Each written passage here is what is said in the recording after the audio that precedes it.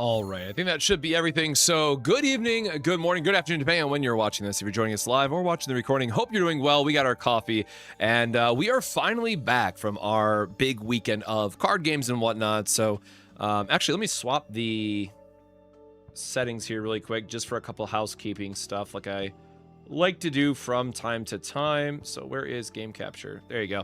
So for those that might have missed it, yes, I was actually out of town this past weekend. I was casting an event in case you missed this post. And actually, I want to give a shout out again to Hyrule, who was super awesome and was my co-caster for the event. So I do want to give a shout out to him over on the Cookie Run side, which was also a great opportunity just to meet other people in the space and whatnot. So I had a really great time. And if you care to watch the Cookie Run casting that we did, you can go over to his channel and check out the 3 full days that we did for Pro Play Games and all that good stuff.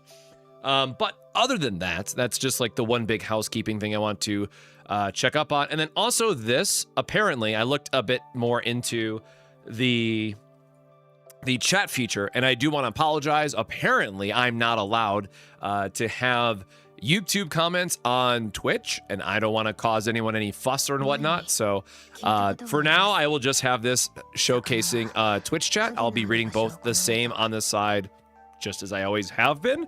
But I just want to let everybody know for the sake of the stream, and in case those that might be watching this after and all that good stuff, what to expect and why things might have changed. So good morning. And hello, everybody then on chat. Now I'm just catching up and reading that. When is the roadmap? Not soon enough, right?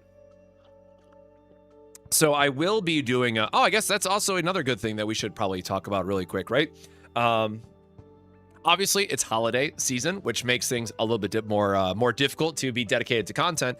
And I did put together a video, which will be going live in a little bit, but that was mostly just talking about the different enemy factions. So if you're like a more veteran player, you probably know most of this, but I've been seeing a lot more like new player style of questions. So I wrote like a 6-page long script. And for those that know me from my TCG stuff, like I don't write scripts, but I thought there was just so much information I tried to pack into one video. I had decided to, all right, I'm just going to write a script, let the whole thing go, and hopefully people find it helpful, right? So that'll be live a little bit later, but of course, I will be going out of town again this weekend for holiday, because next week is Christmas for us that celebrate. So content is going to be a little bit late. Now, the roadmap should go live before I leave for my flight, so I am going to try to do a roadmap video sometime right that day, because I think it's going to be Saturday morning, if I remember correctly, my time, Eastern time zone. So I'll do that video, and then the Serennial banner is going to be dropping the Christmas Eve, right? Which is kind of annoying. So I am going to have a laptop with me. I'm going to be using my partner's laptop. So it literally might be a bathtub stream upload, like style of sound quality and whatnot. But I will do my best to, still get up the day one impressions, put some team build guides together and all that stuff. Just notably, I won't be streaming it because I'll be on holiday and all that stuff. But in January, a lot more back to the regular schedule. And then also new mic, I should also add here. So hopefully it sounds better. The video voiceover the voiceover I did for the video is what I'm trying to say, sounded a lot better. So I've actually been really happy with the mic upgrade. But Jesus, that is a phrase. Also, the other thing I'm going to complain about really quickly, just to, if I may, because I've been busy, I have not done this yet, and it resets in 6 days. So hey, DevSys, or no, I almost said DevSys, that's Cookie Run people. Hey, Smile Gain Super Creative, can we please get the MiHoYo skip to stage 8 if we're going to be copying this flat out? Like, once I do 30 out of 30, every future stage should just automatically unlock to 8, right? I did that in the last one. I will definitely do it again on this next one. So please help us out. Thank you. Because I really have no motivation whatsoever to go through and do all of this again, if I'm being perfectly honest. So I will do that offline, though, because that is horribly boring content and really doesn't showcase anything. That said, I am going to click through really quick just to make sure I wasn't missing anything like my policy updates. Also, shout out to me tanking all of my stats because I keep taking the gift options instead, which, I need to get my happiness like to 0 for one of the achievements, so maybe that's fine, but I had decided that I want gifts for things.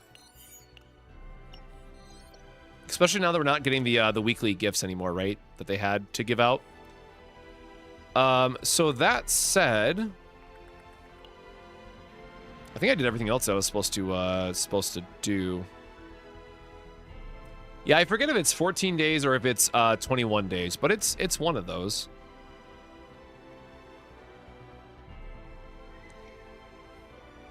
Hey, Neo, welcome to the stream. Hope you're doing well. So yeah, honestly, like I have just a lot that I have to catch up on because I was gone. Weekly bosses as well I need to do, but I know there's been a big focus on a lot of people trying to use Barrel for Judas, right? And just going all in on the opening fire upgrade, or excuse me, opening found, right?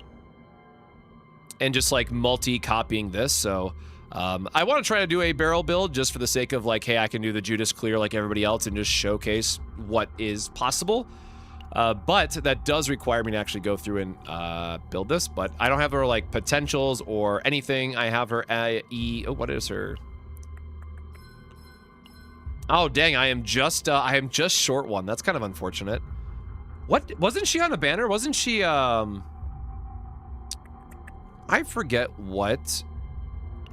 It was Haru banner, right? I think. But also low-key really bummed out that I do not have that last one. Yeah, like once you have characters upgraded, it feels really nice just to clear it with whoever you want to, sort of thing. But I know for the free-to-play option, you know, having Barrel is probably going to be one of the better options for a lot of people. That was Haru banner. Okay, not crazy. So that said, I also unfortunately need to actually do my weekly progress. So, also this is really depressing. I know I literally said this was going to happen in my video that I talked about, like, hey, after I release this video and multiple people get like the chance to catch up on farming, right? The chains and whatnot. It seems like, people went crazy on ranking. And for those that don't know, we were up to like 400, I think, for Masters. So, that kind of stinks. I kind of do want to actually care about that and, you know, upgrade it. But otherwise, we are just going to get back into Lab 0, I guess, because I do need to clear it. And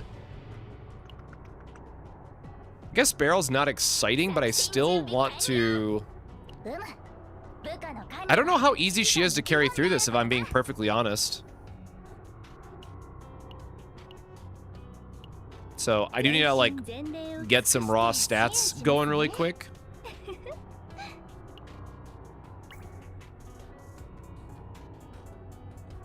We'll throw on what gear we have and then hope for the best as we do this run.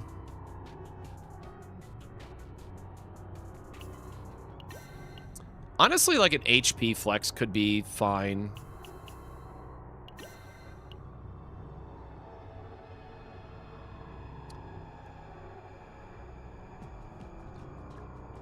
Still like 700 for Masters.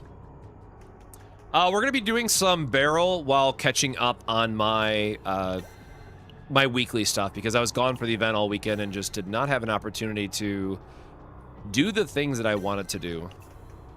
How ugly is that? Oh, that is very ugly. Do I not have another attack piece? All right, you do not need that. Attack HP, fine. I mean, that's not good by any means, but you know what? It's fine for the sake of Veronica is my carry anyway, so it should be all right. Did I get penalized? No, I did not reset or anything. So I forgot who, you know, for all those that were here, I guess we should have talked about that too, right? So during the last stream, there was, and I forget who brought it up, but there was a bug where you could easily get out of Zero system and refresh it without penalty. Understandably, the Smilegate was like, that's not cool, bro. Please don't do that. And so anyone who refreshed it more than 5 times for like the 5 days that it was like public knowledge, people got bonked. So I'm glad that I was able to, you know, get it on the, or help get it. I'm not obviously the sole person that did it, but I'm happy that we were able to get that on the radar and get it fixed because everyone got 500 crystals. But otherwise, oh, what is this catching on? My horrible makeshift green screen is not get in that last corner, I guess, so I can't lean all the way back. But yeah, so anyways, you know, don't exploit bugs. Thankfully, they were pretty lenient on it. I think all things considered, you only got your ranking hurt, which was like fine, but something to keep in mind that if you do find another bug in the future like that, don't abuse it. You can't farm weekly 8,000 lab points is bugged? What's bugged about it now?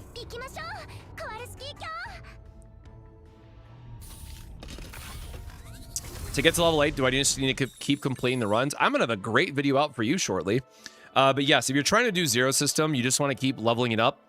And at the end of the run, when you successfully clear one, there'll be like those 3 different options. Make sure that you pay attention to if one is one difficulty higher than the other option. That is going to be your promotion match. And then that's the one that you have to actually clear.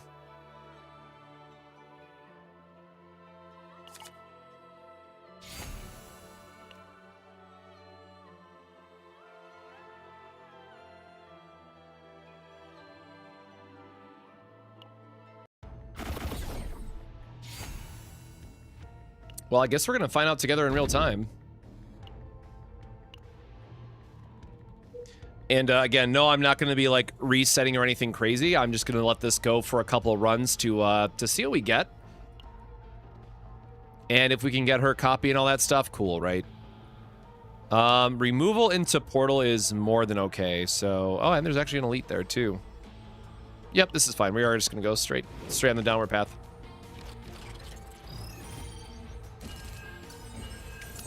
Hey, thank you so much. Happy gaming to you as well.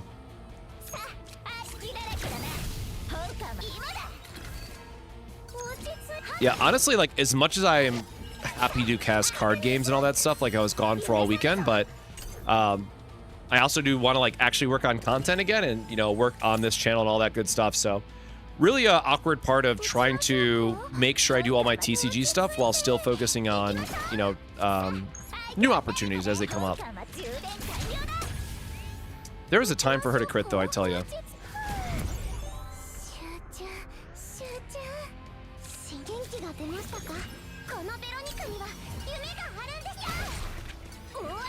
Are we doing the method to get good barrel cards? I'm not sure what you mean by that.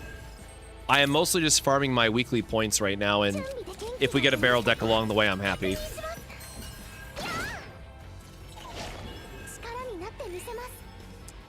Yes, we're going to be doing the opening fire, or opening found. I always forget which one it is, but the upgrade version of Beryl. Since I feel like it is her overall best build, and like if you have Orlea, then obviously it's just, you're able to do even crazier stuff with it, but I, of course, am still limited in my resources because we're still trying to save up for the next banner, and of course I'll try to do, you know, the day one, max it out like I did at all the other ones so far, but certainly going to be a bit more difficult when we're limited in, what does this even do, 400%? I guess I have not seen her animation yet. All right, that's a pretty sick animation.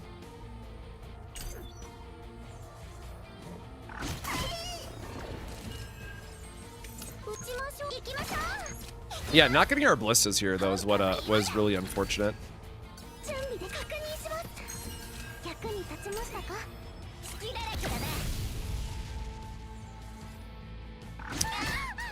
Don't forget to buy hidden bullets from the shop. Oh, what is that?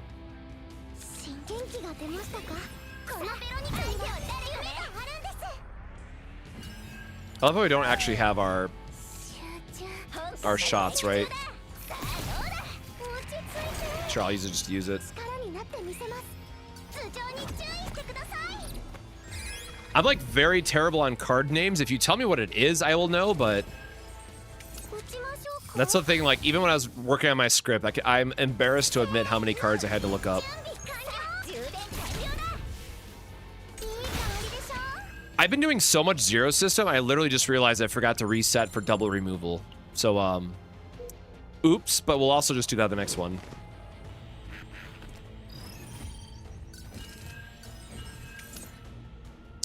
Oh, yeah, I know what neutral you're talking about now. Yeah.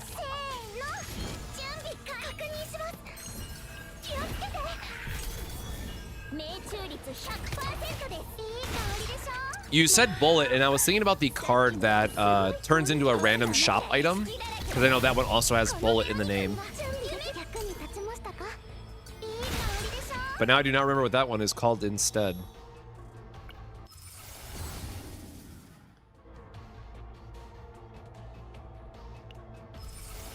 Sure, a little bit of stress mitigation because we can, and because I forgot to delete it.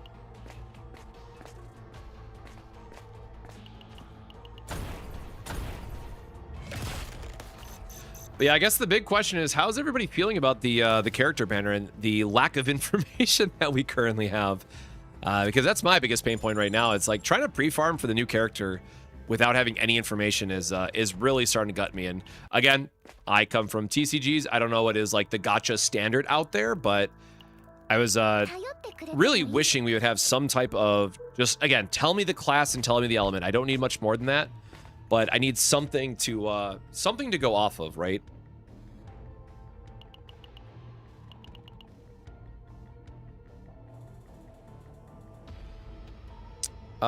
We still need our Epiphany though, right?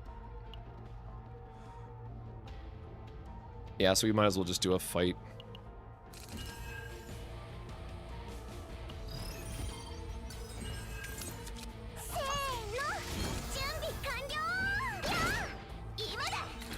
Yeah, getting in the roadmap is one thing, but I still wish we had better consistency in planning for it.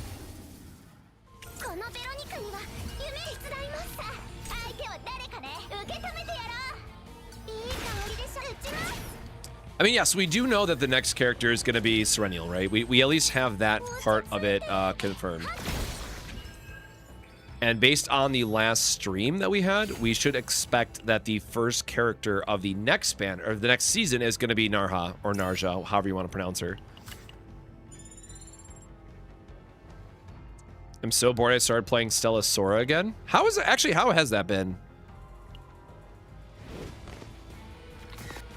Legitimately curious after like the launch uproar that it had.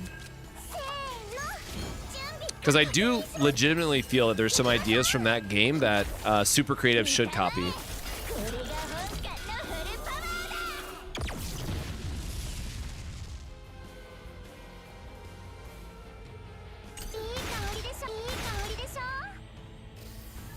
Yeah, I absolutely think there's some truth to that, right? Like, I definitely recognize that the devs had to get in a spot where they were comfortable with what they were trying to release versus putting out fires. Now, to be said, that they are still, in fact, putting out fires, it feels like, fairly regularly, but at least we have a better expectation now, since we are getting a roadmap.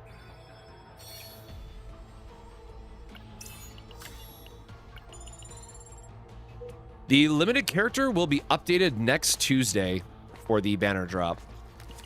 Oh, we actually do get a removal event. That is very lucky. Actually...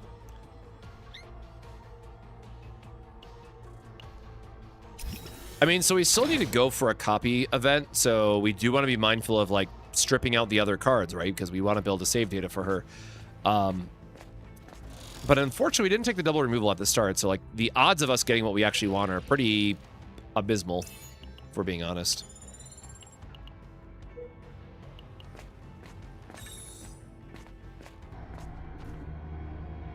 Oh, shit, we actually got double removal here. That's actually pretty sick.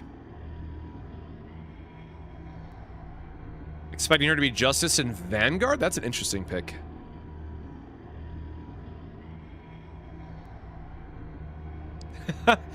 So that's actually a funny story, Poet, because I was literally just talking about that earlier. Because again, for my background, right, coming from TCGs, we have 3 months is like our season. That's how long that we make content for, talk about decks and all that stuff.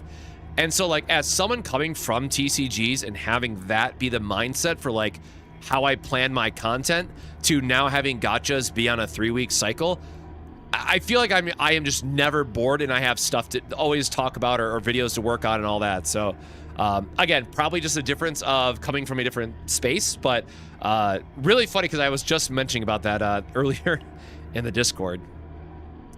Okay, we do need to nuke a non-unique, so that should be good. Is the next upcoming character a DPS or a sustain? Unfortunately, we do not know yet. but I really do want to, I want to see another support, just because I want to see, well, again, so leaks, subject to change, what have you. We know that Adel, whatever her name is, she is a support. So we do know that we are going to be getting another, most likely, I think it was a 4-star support. Now, again, I have to say on stream, this is all subject to change.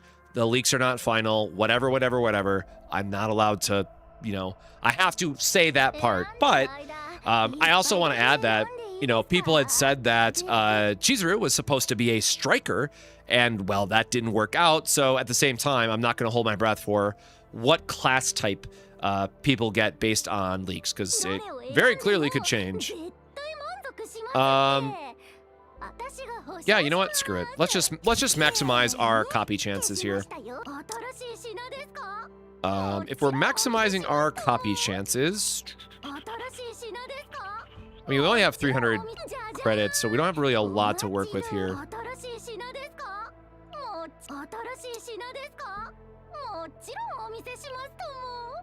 No, that's just like the draw cycle. Okay, so I'm not sure what else we need besides Hidden Bullet, if I'm being honest.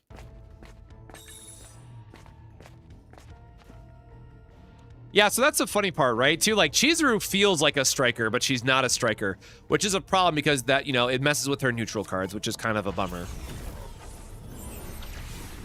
Yeah, so keep in mind, my other background is Granblue Fantasy, so I come from that as my only other, like, real gacha relevance.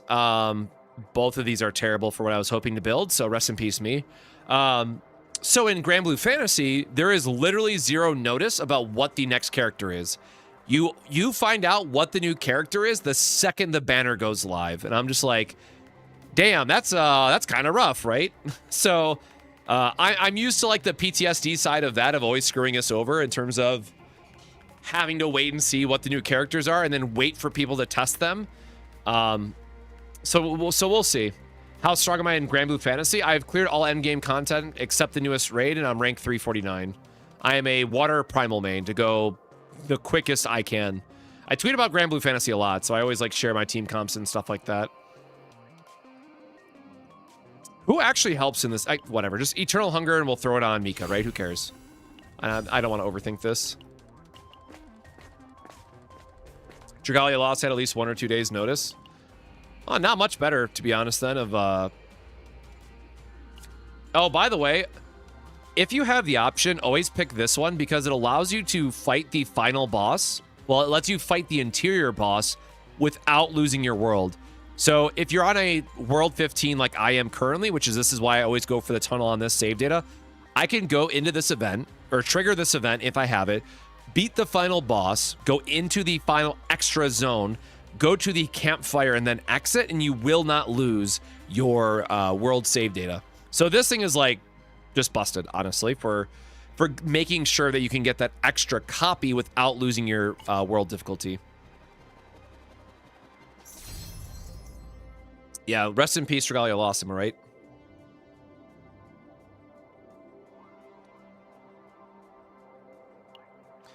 Can choose in the next room too if you want. Oh, really? I thought you always had to choose in that first room. Interesting. Does it always give you double question mark back to back then?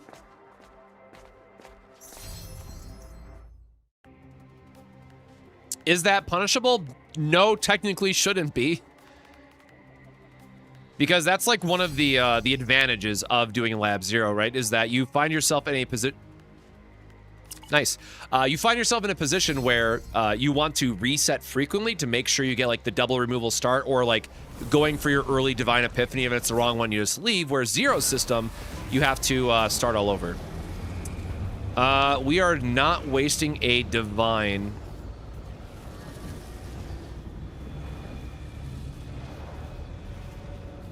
Is combo a normal one? Wait, what the hell? Combo plus 100% damage amount? Dang, what the hell?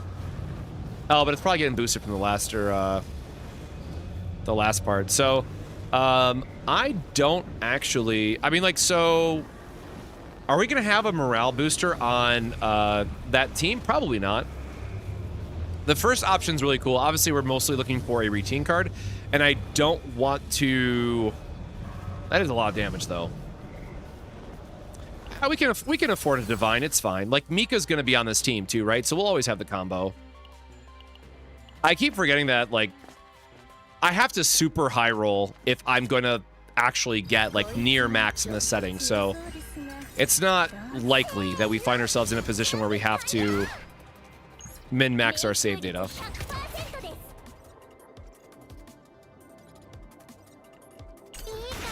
If you choose in the first room, it disappears in the second, but if you ignore on the first room, you can get it in the second. Interesting, okay. I will have to mess around with that a little bit just to see what's available in terms of 135. Just in terms of like the options that are available in each.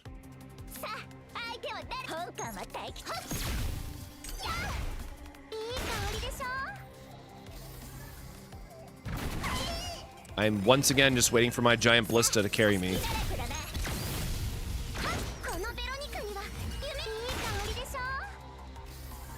But yeah, I will say, you know, there's a lot to look forward to. We have our roadmap soon. We're going to have the new character soon, which I know a lot of people are excited about. So there's a good opportunity for us to... Wait, what did I use? Which draw trigger did I use? I used Guilty Pleasure. Okay, so this is active. Really would expect that to do a bit more damage. Okay, that all the same. Anyways, roadmap, new character. We have a new game mode that'll be coming, which I'm hoping that they do a good job on. So roadmaps are interesting because it's always one of those things, right, where it's like, yeah, you're excited because you have a look at what's coming, but if they give us a roadmap and then they're like, oh, by the way, the next major content like update that's not season is going to be like March or something, then we're not going to have a good time. So I will be very honest, like I am putting a lot of hope and faith into the roadmap. And if it's not a good roadmap, I will say in my video as I rant about it.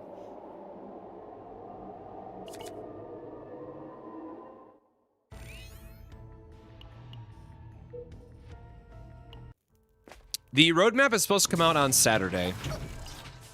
I don't think we have a time yet, unfortunately. Yeah, we will definitely remove Whirlpool because we hate Whirlpool. Oh, prepare for battle. This is the card I was talking about. It does even say bullet in the card. Damn, I'm just a big liar. But it has the bullet on the card art, right? That's why I was thinking about it. But yeah, so we do need to find... I don't like taking a early neutral before...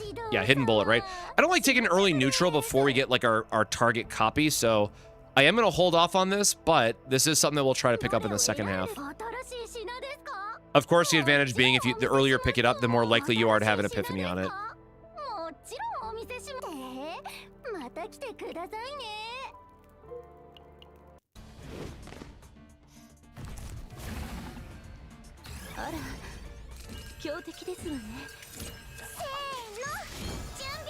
Well, that should be the upgrade, so we'll see what we get.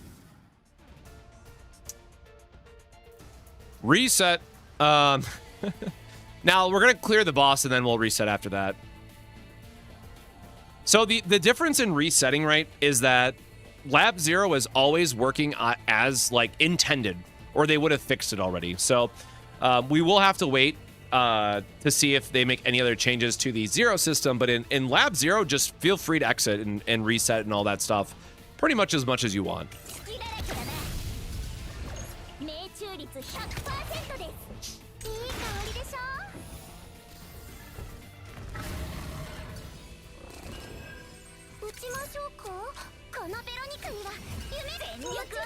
I guess we're not getting a copy anyways at this point, so whatever item it is, it should be Deluge, right? Yeah, Deluge doesn't matter for what we're trying to do, so...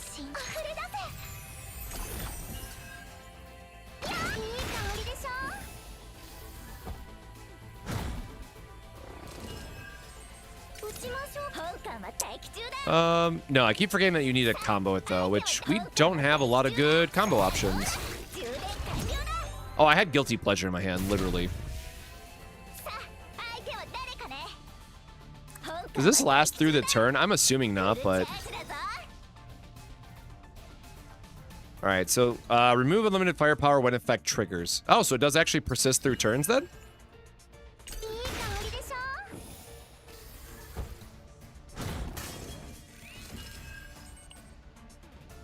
Oh shit, it does. That's kind of cool, actually. Alright, you got me. I'm on board.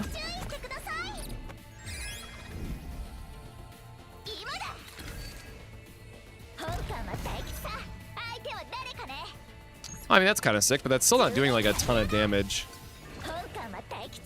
And we just played that, so we'll do this instead.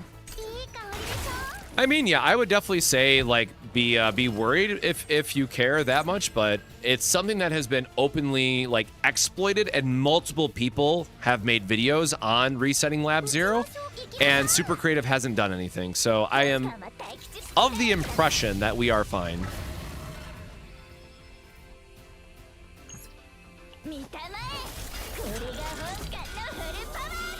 Which one has higher damage output, Rin or Chizuru? Chizuru, because you can do the multi-hit infinite scaling bullshit.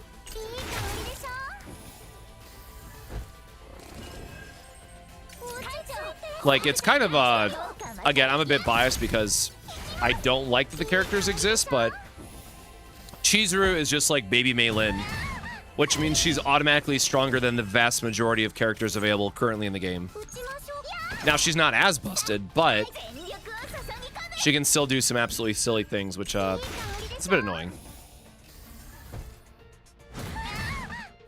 Hey, Snuffalo. The tournament experience was really cool. Again, largely because, for those that don't know, I will most likely be retiring my TCG channel just to focus on this one a lot more. And so it was a little bit bittersweet in that regard, where it's like very likely to be one of my last TCG events.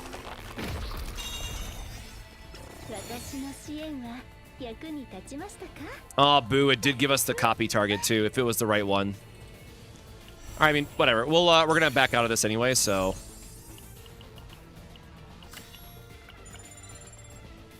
Skip, go into the next area. Sure, she can just have it. We're gonna delete it anyways, right? The save data's whatever. Yeah, rest in peace to the final sage. Actually, I wonder if anyone else is even doing card stuff anymore. Now, again, we're backing out here because I did get some of my rewards. We get 1,000 points for our weekly progress and all that stuff. So we're happy enough to reset here and try again.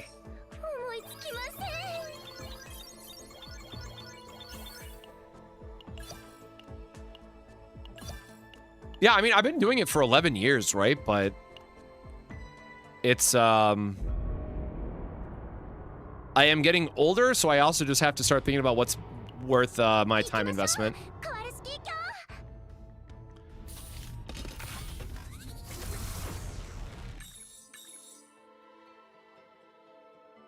Oh shit, we actually just high rolled the correct version here at the start. Oh, that's actually sick that we actually cool. We high rolled the double removal on the very first reset, which means we should get our triple fate start as well.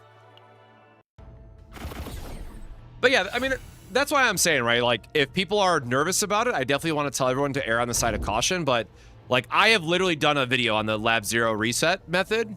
So, you know, if I get if I get bonked on the head by Super Creative and Smilegate, you know what happened, I guess. Sure. Ego manifestation, I guess. All right, so same thing again. Going to be doing a start looking for some bosses. So love to get a boss node. That does allow us to go up to the higher mark here. I will just go ahead and yeet into existence.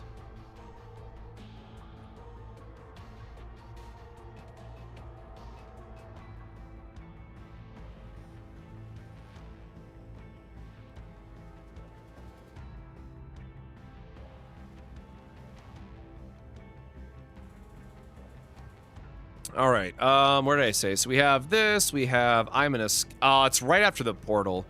All right, well, I guess we don't have an option, right? Unless we go the down path to go here.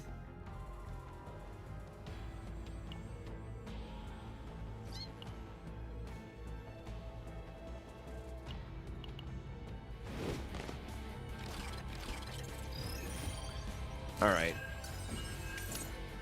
It's annoying me that I can't see both in one.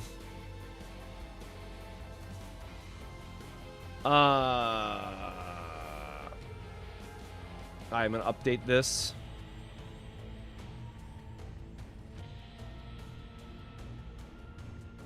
Like, you know, for better or for worse, I have the YouTube channel, so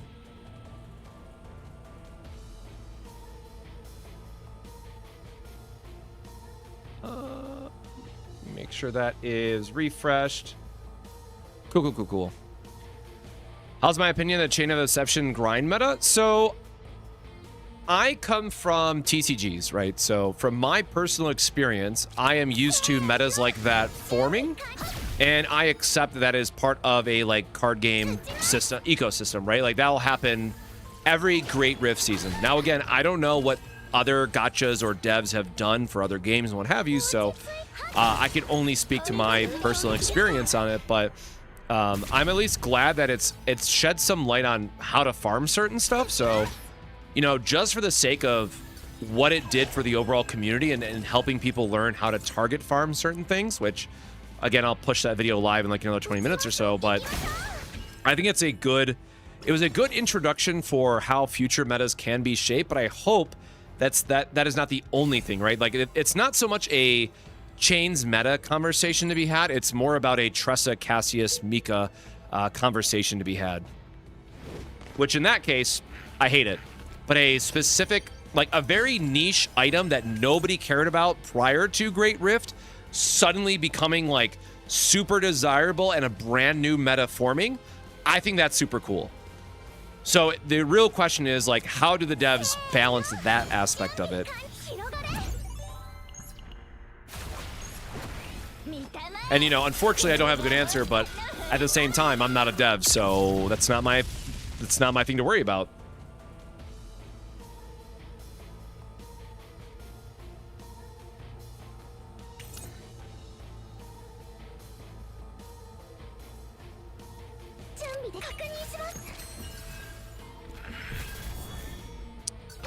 Yep, again, I'm not sure how you build future bosses either, but I have to just make the obligatory statement that is, I am not a dev.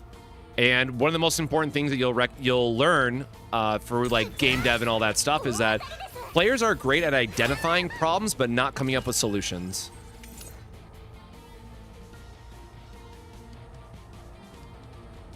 And I just realized that did not fix my chat. So why did that not?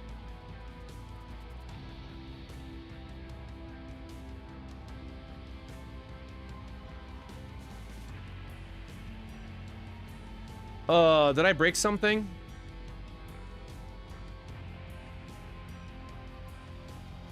I do not know why that didn't work. I am so sorry.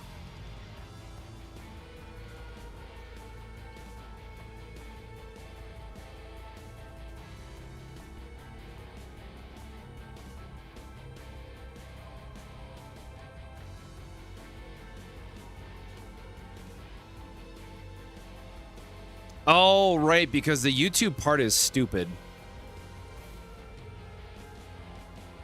Oh, I hate this so much.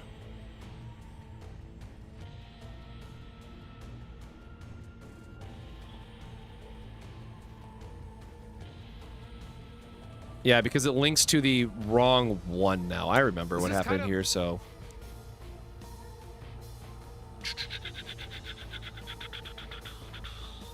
Also, if anyone knows like a better chat option for what other people do, feel free to let me know, because this is not something I've normally had to care about. So, oh, I'm so cooked. I am so cooked trying to figure this out on the back end.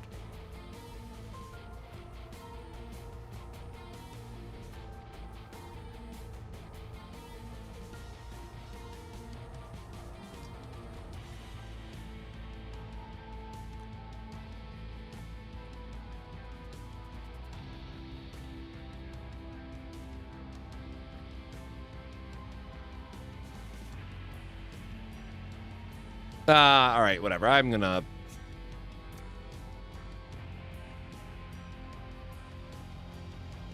I guess I'm just gonna say it's broken. It is just gonna be Twitch chat for now. I'm sorry. Maybe it's for the best, because that's what Twitch whatchamacallit cares about. Apparently YouTube doesn't care, but Twitch is a big bully about it.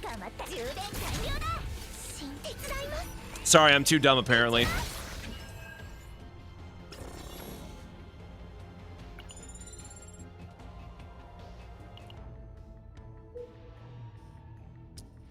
I forgot which way we said we were. I think I had to go down though, right? Because we want to fight the elite, but then we had to dodge. No, that's fine. We'll just do. this.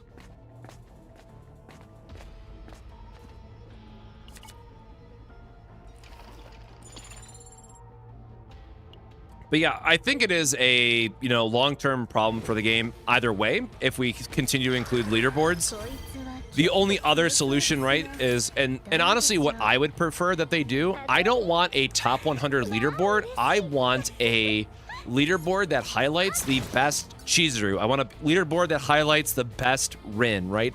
I want it to be more focused on a character breakdown. Now, I know that'd be way more taxing for them to figure out and all that stuff, but in Shadowverse, Worlds Beyond, a really cool thing that they do, or I guess I should say in Shadowverse and in Worlds Beyond, is that for every single class, like no matter how good or bad meta-wise it is, you can always see what is the best performing deck for each one of them. So I would love to see, in this game in particular, the devs to find a way where they can highlight that strength and make sure that people can still see. Because, like, what if you are someone who just cares about Chizuru and, like, that is the only character that you are excited for, right?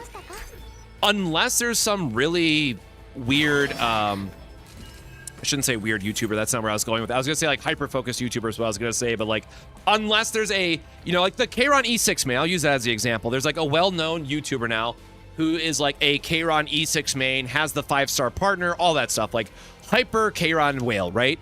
That is now gonna be like the only person who is going to be very consistently uploading Kayron content that is not reflected anywhere else in the game. So players who might be excited for Kayron will say like, hey, I know this E6 Kayron YouTuber. I'm going to go look at what they did for that Great Rift, for that farming node, whatever it might be, right? And I really think it would do the devs a world of good if they just had something in-game that could tackle that.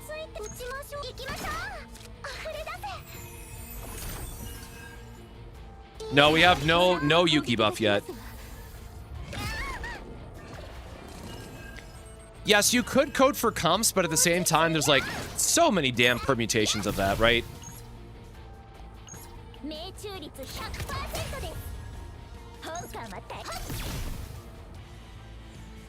But again, I am not a dev. I will not pretend to know how easy or hard otherwise that sort of stuff might be. So I am just at the mercy of saying like, yeah, I hope they do it. Here's some ideas, you know, sort of thing.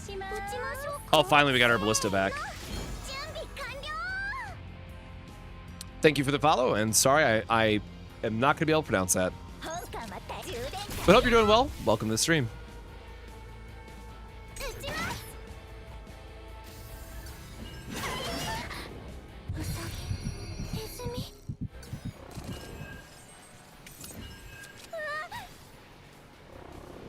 But I think like the larger conversation to be had at the end of the day is like, I'm positive that the devs could do something. We just have to wait and see what solutions that they ultimately want to develop.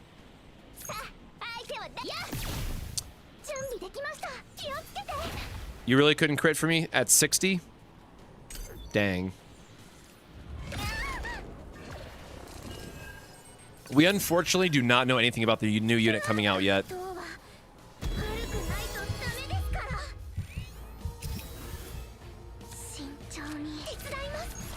All right, heal up. We got Veronica back. Really good reset here, all things considered.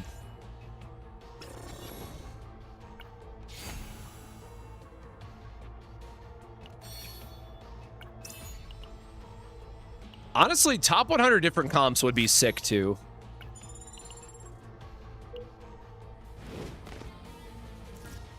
If they can catch 20k players, they use the basin bug.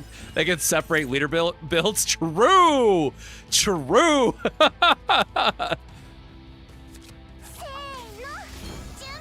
Man, I keep going back to that number that was like 500 resets or something in like a super short amount of time, man. Like, y'all, please, like, take care of yourselves out there.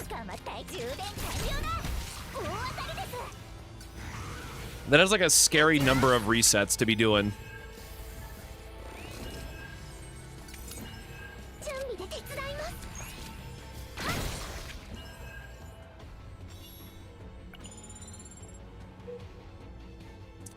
Oh wait, do we need removal? I think we actually might need a removal event or a removal. Yeah, we kind of do need to go to the shop.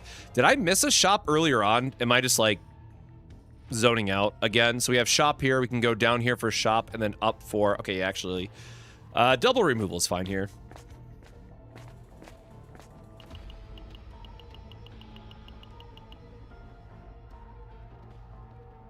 We have not got our Company Epiphany yet, or our target Epiphany yet, so we will just reset.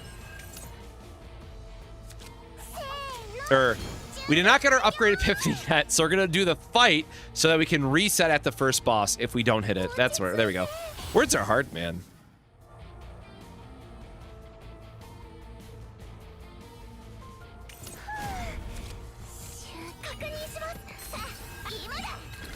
This is one of those things where it's just like, I spend so long just working this weekend and then immediately going into the next thing that I am fried.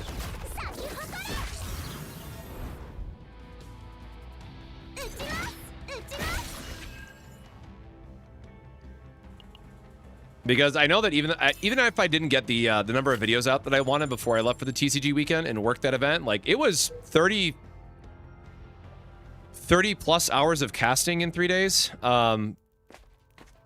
Which on top of like my normal job, obviously in the evening, I wanted to still catch up on other stuff. Like it was a lot of and of course I got paid for it and all that stuff, but my God, it's just a lot of work to do a full-time job, then go do a stream and work all weekend to then go into the next thing, right? Like rough.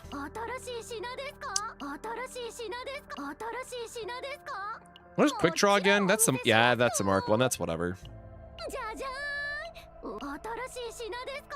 All right. Well, I mean, we're probably not going to find a neutral this early anyway, so it's kind of whatever, but always want to look for it when we can.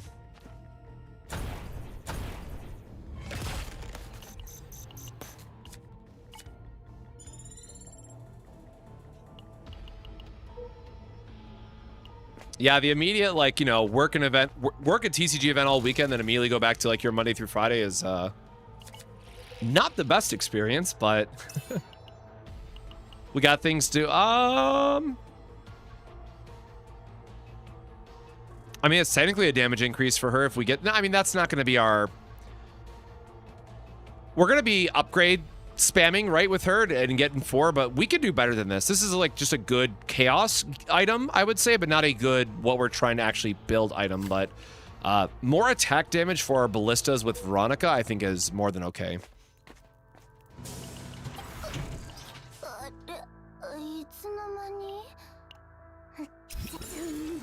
You know, I guess we will reset just to see if we get the hidden bullet or not.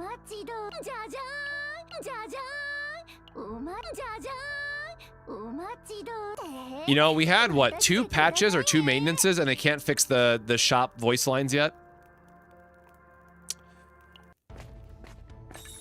It'd be like that, I guess. John.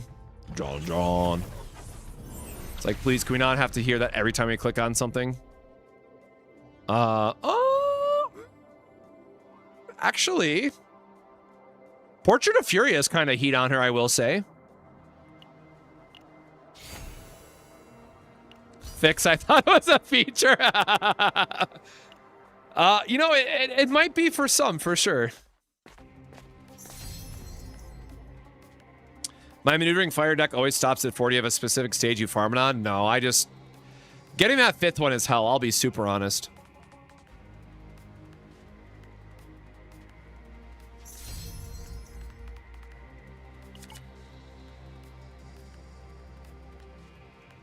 Again, just to be... Oh, I should have tested what we talked about during the last run, right? Of just ignoring it and going to the next room, but... I'm, like, paranoid that we're not going to get it as an option, and I might have just wasted my Divine now, which would be really unfortunate. That is very unfortunate, actually. Damn.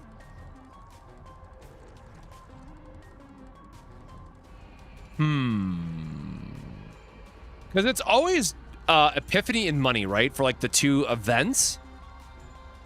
Okay, so I will try to do this on the next run, I guess. Because that's interesting. Like, I haven't had to care about, like, that event yet, because this is like a newer, this is tier 15 and I got it more recently before I went back into Zero system. It's random? Okay, well I don't feel as bad then. I still kind of screwed that up though, right? Like I should have actually tested it all out all the same.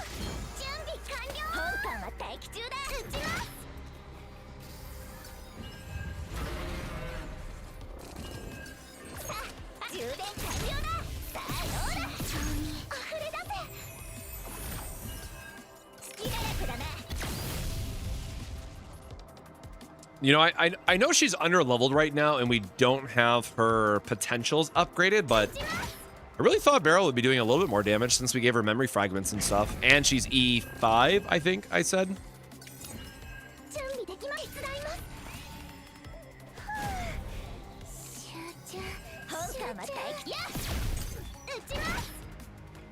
Oh yeah, I forgot Portrait of Fury is the no damage one. Gosh darn it.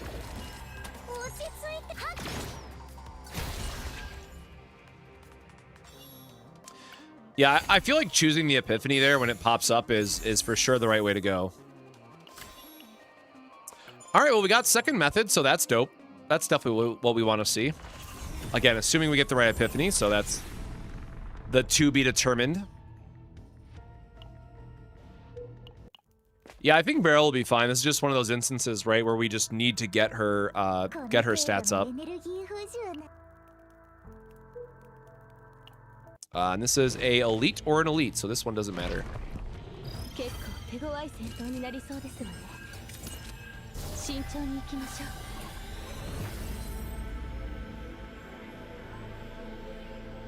I mean, that's a pretty dope Circulowski to get for sure.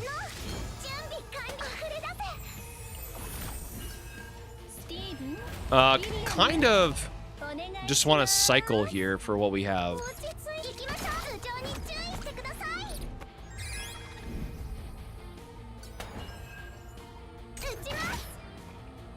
I don't know how people get Vero to do good damage. Honestly, just having her potentials maxed out does so much. Well, that was very unfortunate timing for our hand.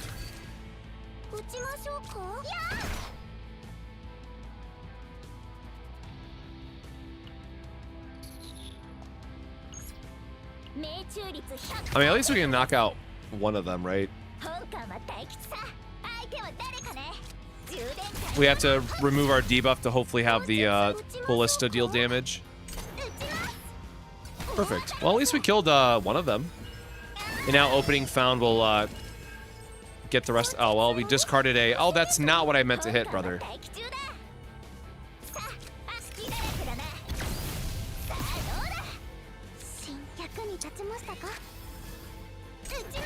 Man, Portrait of Fury is ruining me.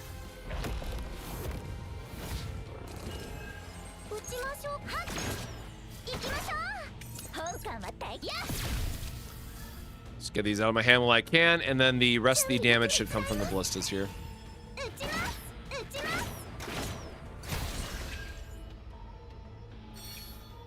Yeah, Veronica, you know, shockingly just ends up being a carry a lot of times, it feels like. Once you get her upgraded enough, at least. Unfortunately, we did not get our Epiphany yet, so the copy event is just going to be kind of a whatever. Probably should not buy Hidden Bullet this early, but I am stubborn.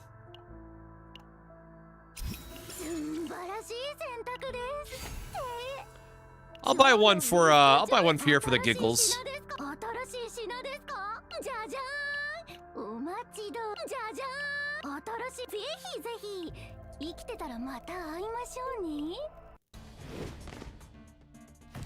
No, yeah, Orlea is one of Beryl's best partners. And we lost our... That's annoying. I always hate losing our ballistas early on. John!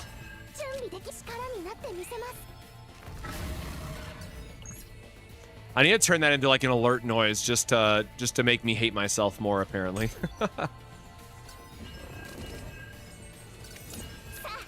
Ah, boy howdy. We are not... Yeah, all right. I'm already not happy with this. All right, well, we're burning through our draw pile at least, so we can hopefully get into our actual hitters for the ballistas.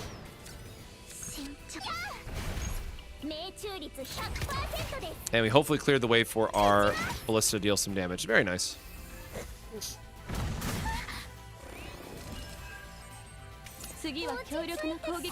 There we go. All right. I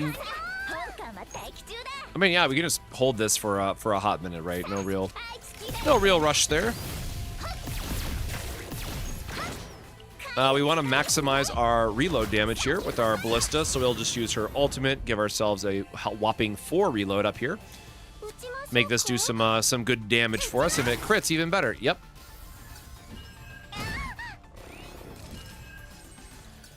Yeah, like, it's not the worst, but at the same time, like, please spare my ears.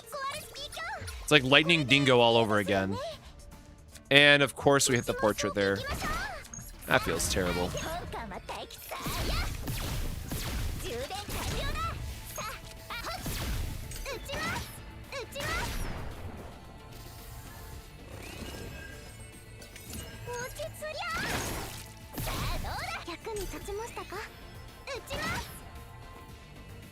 Yeah, definitely getting rid of her basics feels ideal here as well. If we have enough points to remove everything, that is. Triple ballista here is sick. We don't have our reload, unfortunately, though. That's like the one thing that we're still a little shy on, as it were.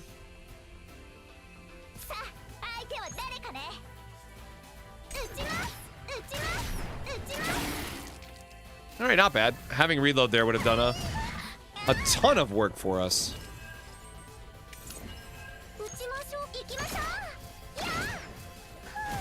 Probably should have used repos first there just to see if we get into a heal, and then hope that the ballista. I mean, ballista should definitely do the 200 damage there.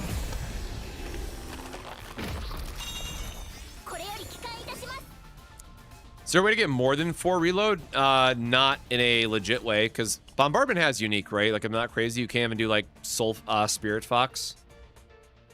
Yeah, the Bombardment even has unique, so you can't Spirit Fox it.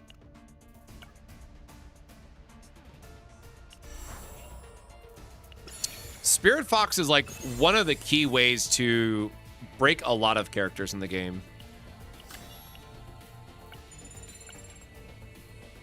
Still don't really care for the Void.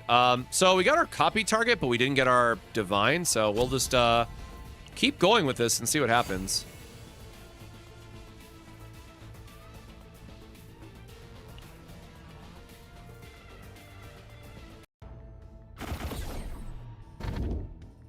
I think one of our dupes increases it to 5. Mayhaps. That is one of the things I still haven't, like, super investigated. Oh, we actually can get to, nice.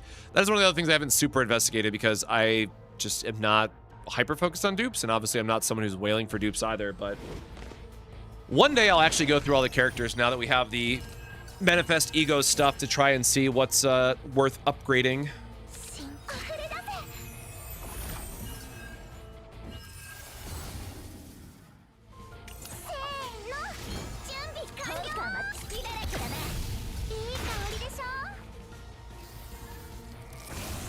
All right, because we got the Fate Manifest, right? We have E2 for Veronica, which is hilarious.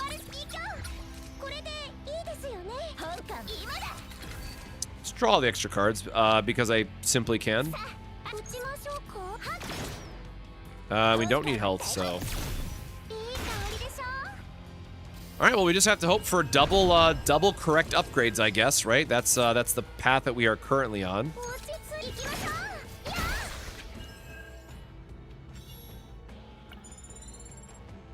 It's our E4. Okay, interesting.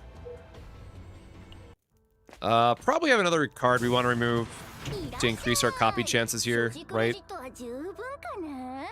All right, we'd have to start getting rid of some of her stuff because I think we have, yeah, this is unique and the rest are fine. Probably want to remove some basics where we can, so that leaves us with a copy chance target How many, actually, you know what? How many removal events do I have left? That is the real question.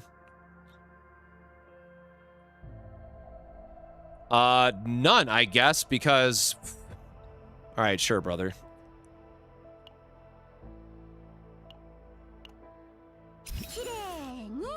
Never mind about my min-max optimization. We're not allowed to have nice things.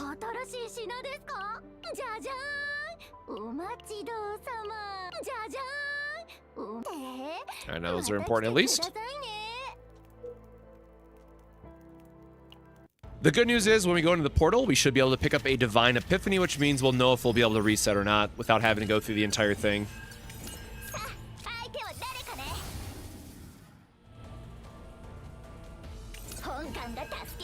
All right. All right. We got one of them.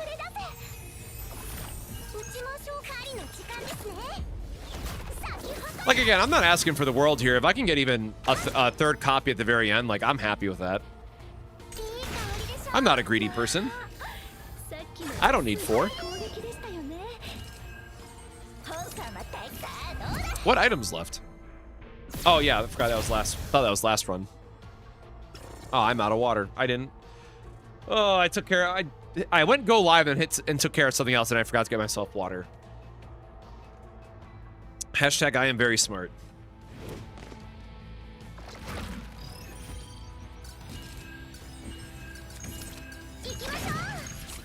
Oh, I hate seeing this guy at the start.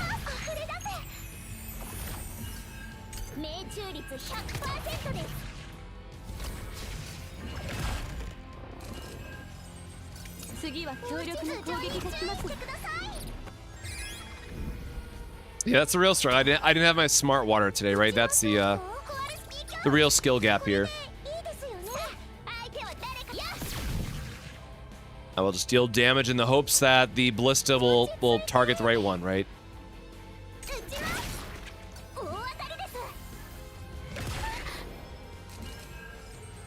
I love it when a plan comes together.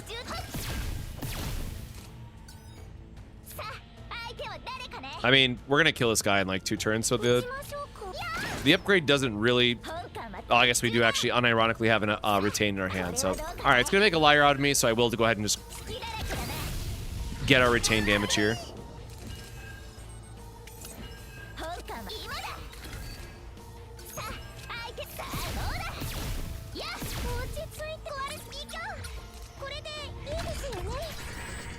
Well, this is fun. How many retain cards do I have in my deck that I can get here? That's the fun question now to be had. I have some number of retain cards in all this mess. Aw, ballistas happened first. Damn. All right.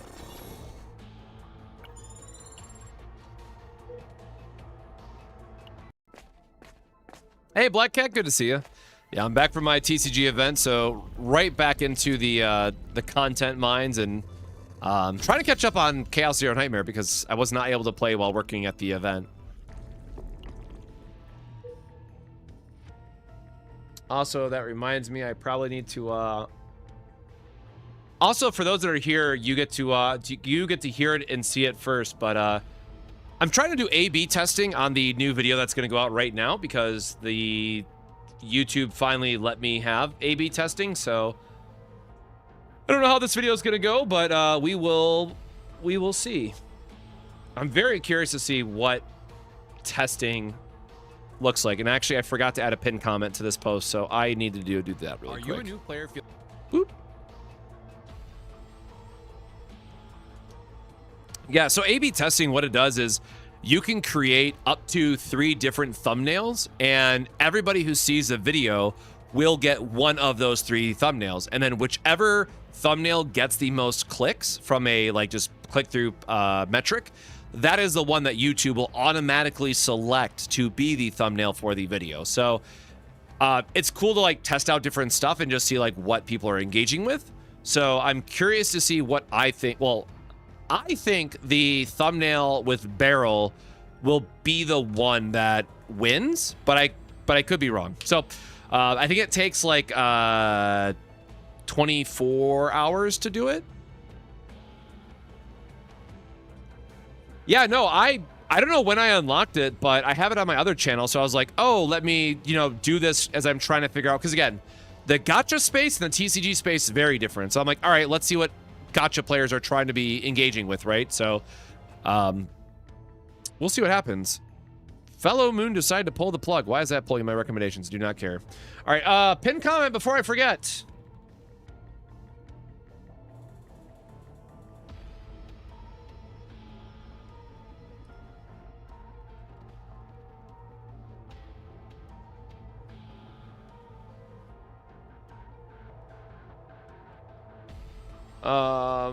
With how the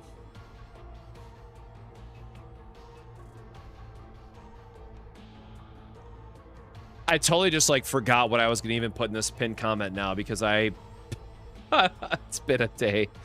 This is what happens when you've been working for like 16 days straight now or whatever it's been.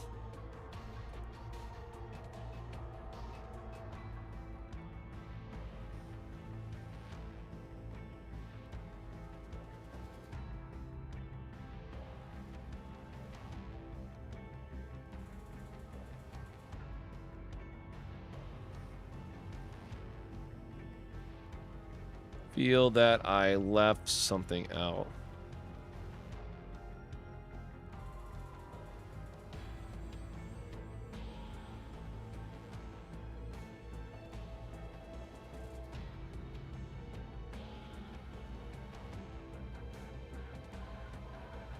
Curious to see how this one trends. All right. Comment, pinned, and I will check that later. Boop. Boop. Okay. Tunnel time.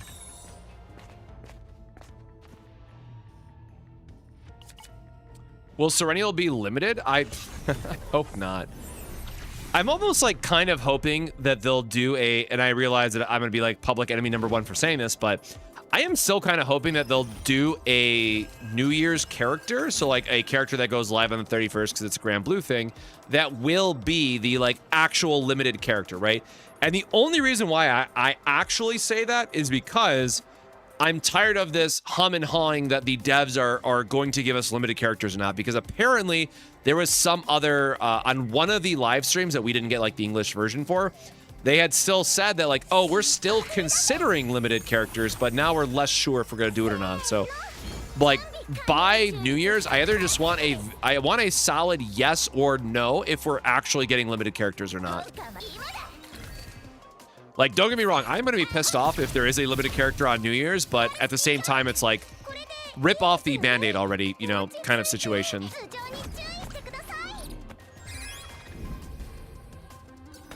Also, I think it would just be hilarious to get, like, a horse character for, get a horse character from, not Peloton, whatever the animal factions, Kalipe's faction is called, right? Give us a horse for New Year's.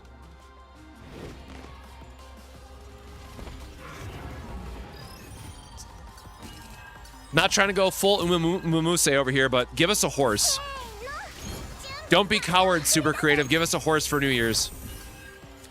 The people crave horse. Yep, horse is the next Zodiac, which is why I mentioned it.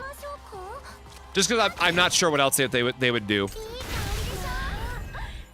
Like, specifically for New Year's, right?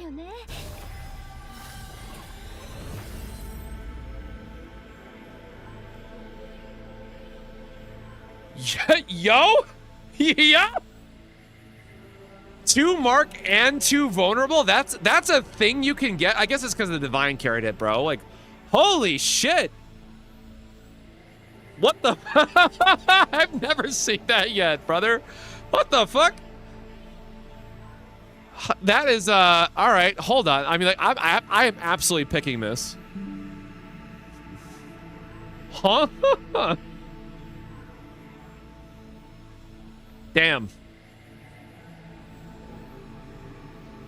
Little did we know that neutral Epiphany into Divine that was actually the best you could do, right?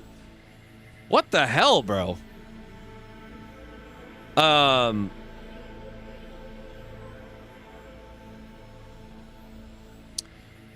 I mean, that's the thing, right? Like, there is a world where if... Oh, wait, no, because if we do opening fire, it's what? 450, right? So it's 150. Oh, my God, math. 150, 300, 450?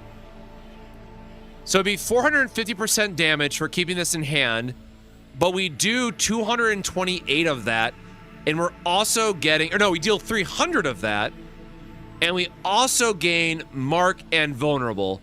So the question becomes, is Mark II Vulnerable 2 worth 150% damage? And it has to be. It absolutely has to be, right?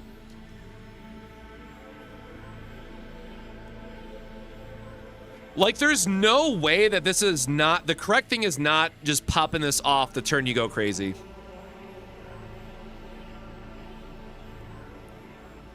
I'm willing to bet that both of these are worth more than 150%. So, like, if you know it's the last turn and you're trying to get that last bit of damage out, you want to cast this.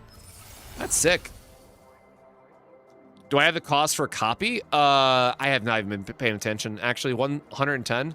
Have we... Oh, we're going to be stuck with one basic, probably. Oh, I forgot about... You know what? Damn. I kind of forgot that in builds that I want to do, like, a heavy copy, right? We actually don't want the Forbidden. And plus, this is going to eat another 20. So I screwed up here. I definitely should have kept the 1 cost instead of the 2 cost, but... This is kind of like a work in progress and learn as we go moment for us, so we'll see what happens.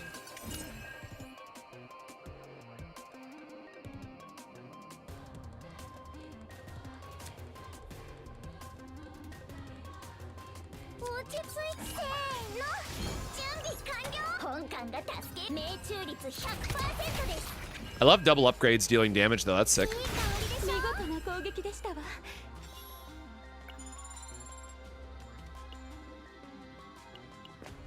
Yeah, Mark can still crit and stuff, I'm pretty sure. Oh, I totally forgot we still had our Divine, right? Or our Epiphany. And, like, we gotta hope that we don't get the Divine option that we want.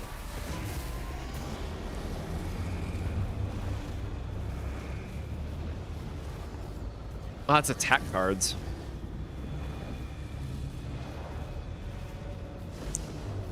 Bro, that's so sick, though. Like, we don't have the points for this, but...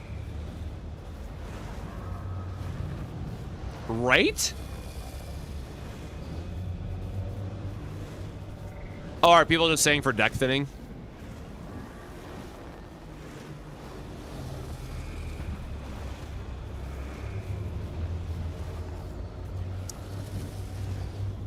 What? Wait, why is... Like, neither of these are good, right? I'm assuming that... So what am I missing here? Because all of her damage is extra attack, right? Like, we're never actually casting her stuff. I'm assuming everyone is just saying this because it's an upgrade, right? It's not that it's actually good for her. Like, I would be willing to pick this just for the fact that it is deck thinning. But I'm curious if I've missed something else for her kit.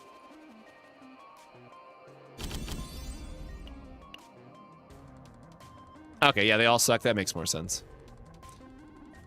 All right. Well, I mean, we've already screwed up this build anyways, but at this point, I'm kind of committed to going the distance.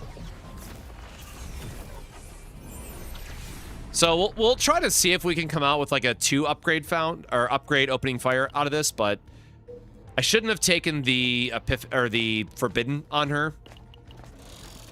Instead of it should have instead just focused on her core cards.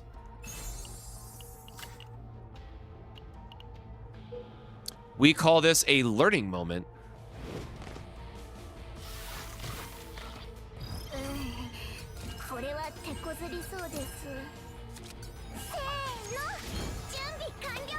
All right, well, now I'm scared. Boo!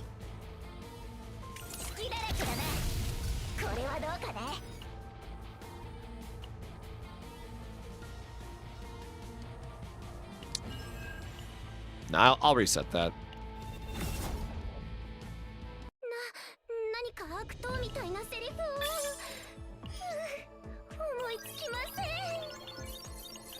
I mean, it's fine. We learned the hard way that that's not what we were going for anyway, so...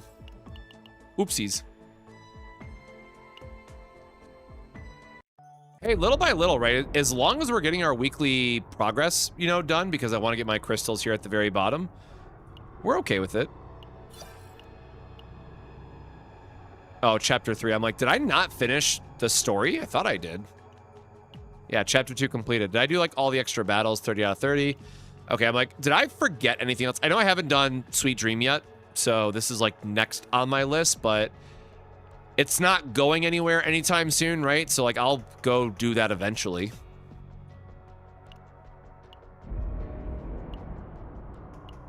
Nope. No. Do not reobserve. Holy shit, I would have been so mad. Please do not make me lose my 15. Actually, do I have... What is the promotion, actually? I really don't want to waste that. Also, there is a case here where Serenial could be Ranger, right?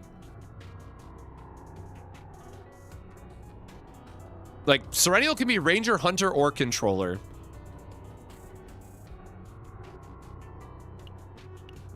So I don't want to use my resources just yet until we know. For building Maribel. So I have not built Maribel yet, so I cannot help on that end. All right, now that I'm like actually paying attention and I know that we're doing Lab 0, I am just gonna try to refresh start here.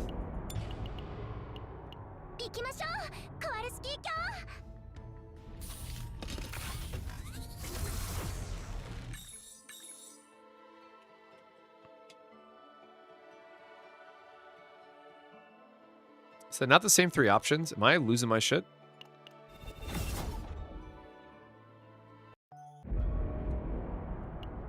Well, we don't know her element either. But yeah, I do know some people that have built like a 3-card barrel deck just to recycle her guilty pleasures and being done with it. But I have Veronica, so Veronica will always be better for me personally. You know what? Just because I'm lazy and because I don't think it's actually going to matter, I am just going to do the single remove and low HP start.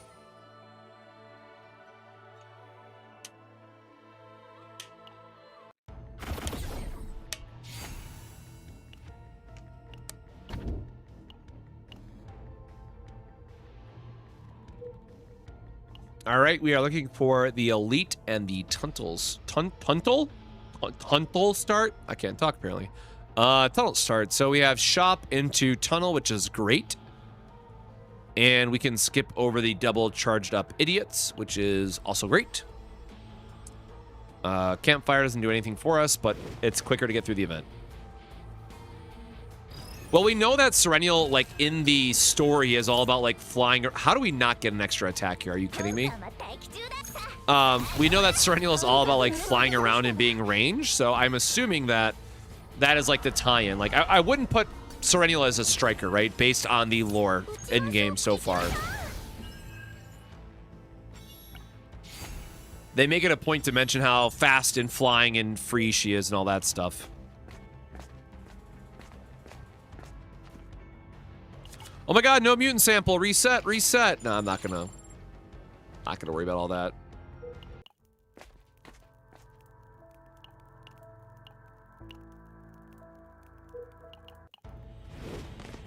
But yeah, I mean, I will be interested to see where it ends up, all things considered.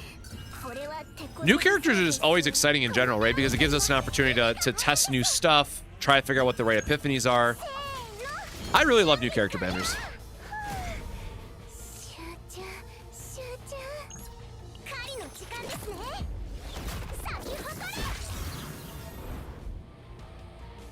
No, that's fair. I'm sure a lot of people skip the story.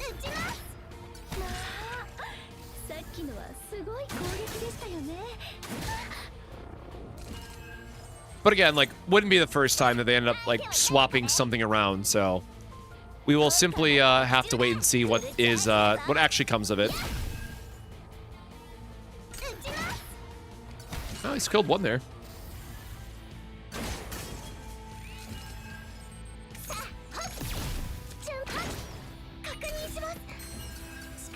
All right, double ballista should definitely clear it for us.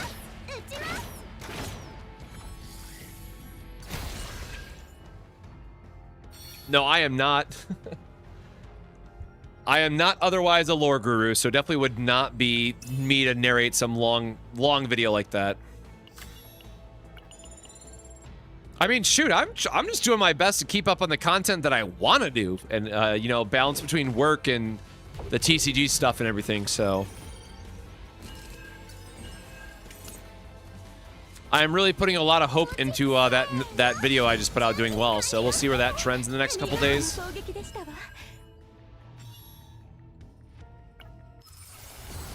Oh, you know what? It also would help if I actually put it in the main Discord. Totally forgot about that.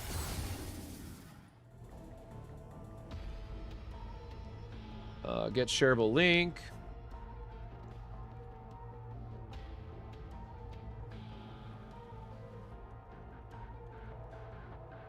You don't miss another.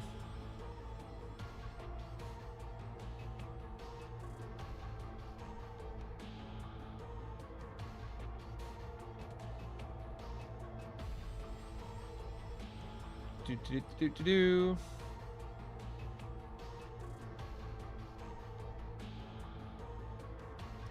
Oh, why is it showing that thumbnail in the AB? That's my least favorite one. Oh, what the hell?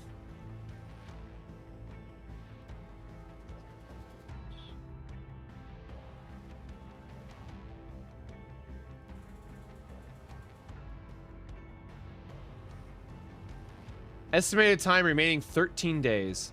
Man. All right, I don't know. I gotta just trust the process, right? Let YouTube do whatever YouTube wants to do with it. Whatever.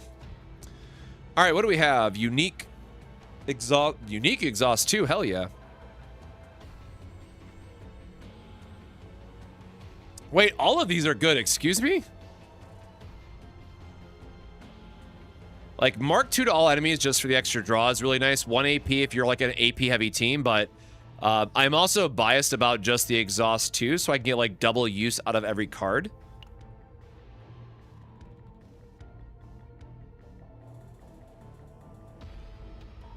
How much damage is this really worth, though, I guess is the question.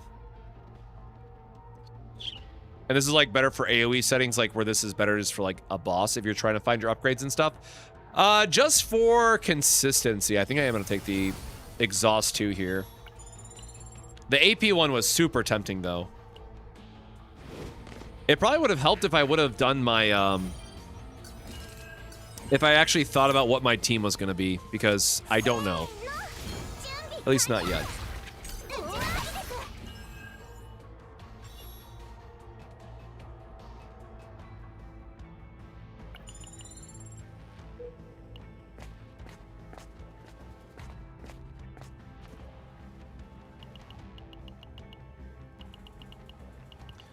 All right, once again, we will fight to get our item as well as, well, lose our, unfortunately lose our ballistas, which goes to kill a lot of our damage here.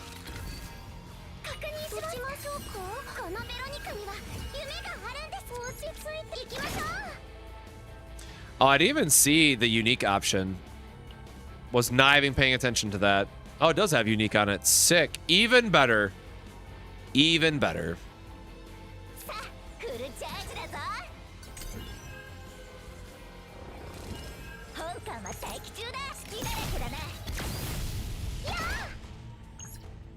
Well, this is a bit lackluster in terms of what we can do with our ego, but all right.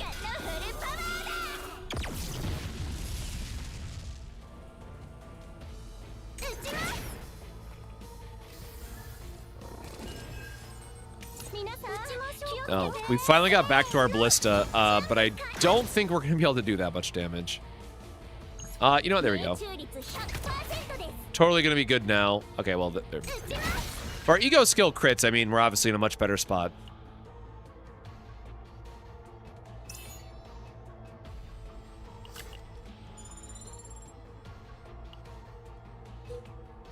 When building a deck, how should I use the remove cards feature? It depends on the goal of the chaos that you're running. For me personally, I'm always focused around maximizing the copy chance that I have.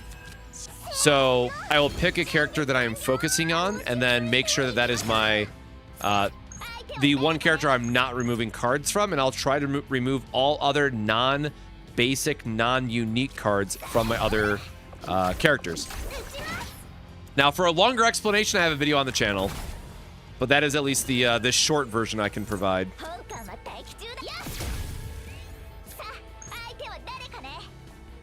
Yeah, getting hands like this is really starting to get frustrating.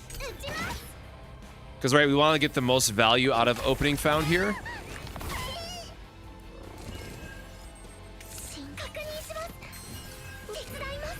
Should have used the pendant first there, but my bad.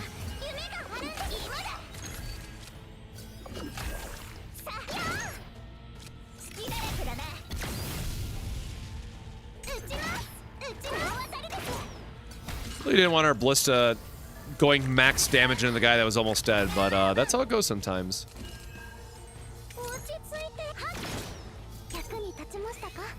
Not a problem. Hopefully it helped, and happy hunting for the builds that you're trying to do.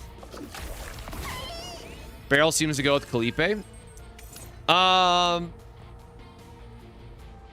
No, because Beryl says her own cards, right? Or at least I think she does. But you could certainly run them together, though, yes. But I don't think there's anything that directly states why she would be better, you know, than some of the other characters by comparison.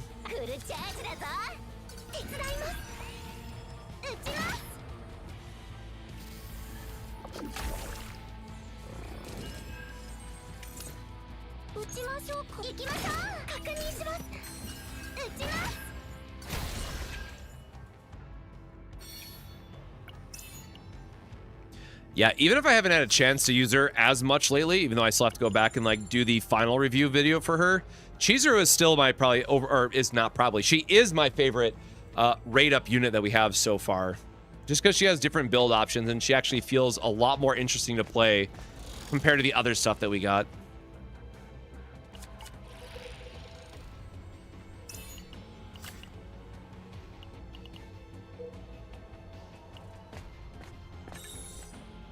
Oh, nice.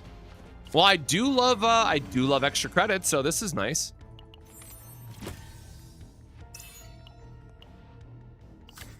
Sure. It's more attack at a bare minimum, so that's got to count for something.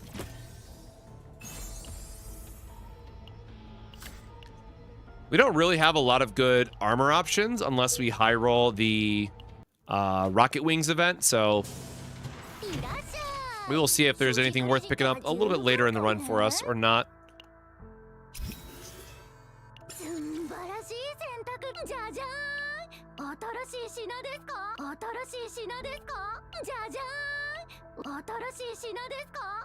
All right, no bullet for us.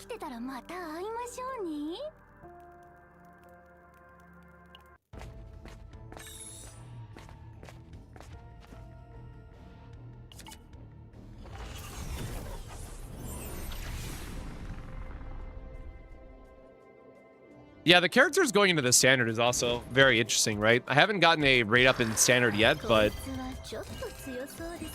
I also will not hate if I get an extra copy of a dupe along the way. So I'm gonna grab my upgrades now, I guess, while I can.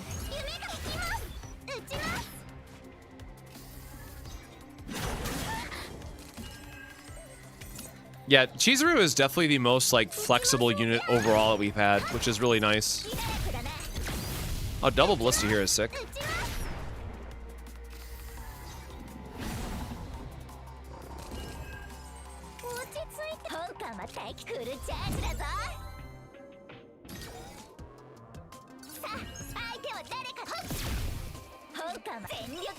Alright, I mean, he's very, very cooked to the Ballista here.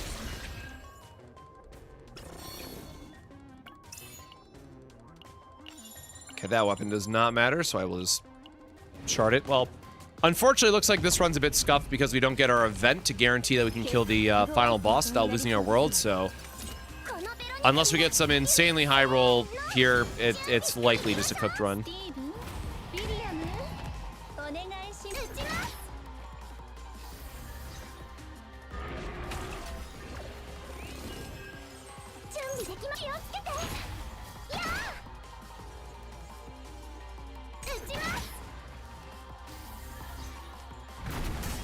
Well, yeah, that's kind of where I'm stuck too, is I have a Luke that is just like vibing right now, and I would really like to upgrade him, but there's just not enough for us to leverage. Draw one is sick. I could do like a zero cost spam build, I guess.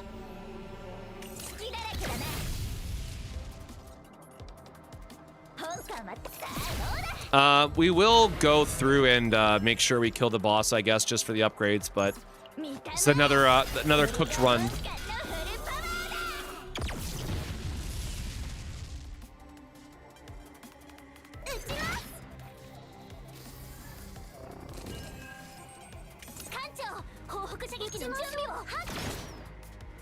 And it's the part where he goes crazy for, you know, you want to do multi-hits, but we have a Ballista, so. Veronica, truly the most MVP of MVPs.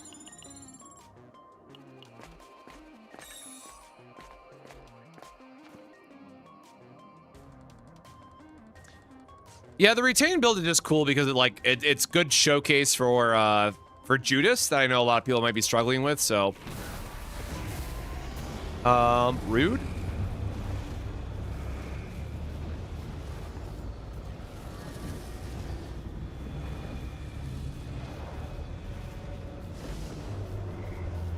I mean, whatever. All this is terrible, but like we're not keeping this save anyways, so.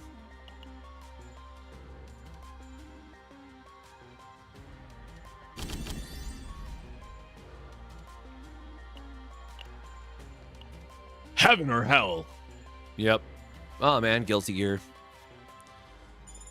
The random like Guilty Gear's opening fight YouTube thing is still just one of my favorites of all time. Like Guilty Gear announcer guy. Nah, I got it. Sorry, brain rot's kicking in. Guilty Gear.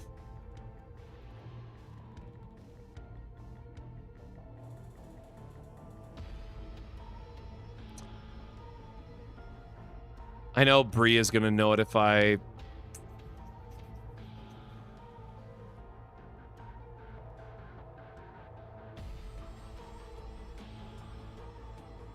Now I gotta see if it's this video or not.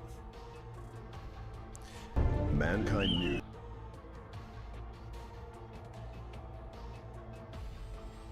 Nope, that's not the right one.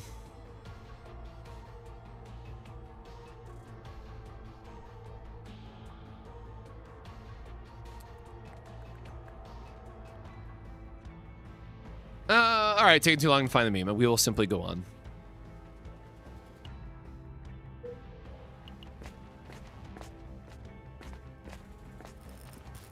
Yeah, Beryl and Orlea is a really strong combination. I will probably end up using my selector on Orlea long term, but right now I just need more resources, right? Like everybody else. So I know nothing new there for complaining, but my God. The Chaos Shop has only done so much for giving us, why am I'm throwing this run away. This does not matter.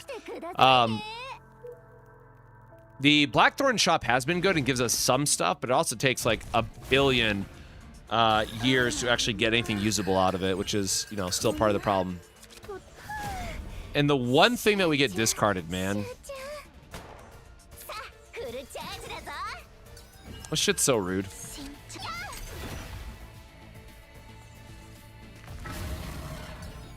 Orlea can be used with like a lot of different characters, to be perfectly honest. Like you definitely have some freedom in that department. Just making sure you get the right epiphanies and whatnot for her.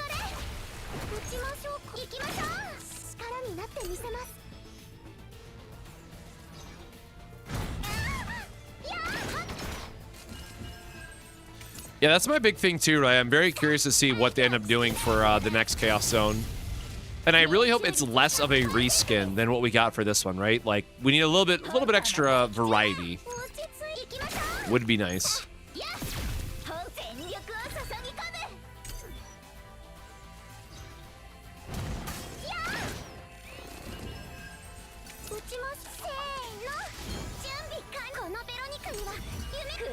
All right, Well, we can spam our upgrades, and Mika looks like she's about to go into a little bit of a Menti B, but... Oh, that's fine. You know, I said that was fine. I was like, maybe JK about it. Okay, well, that was actually enough to force him into the heal state.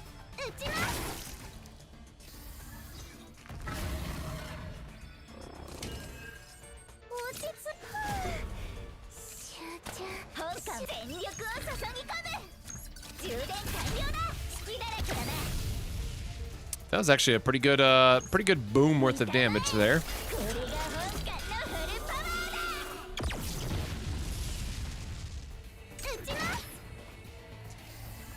Yeah, Orlea is definitely just one of those characters that you need infinite time to build out multiple, you know, save datas for, because she's going to have a different priority based on whoever you pair her with.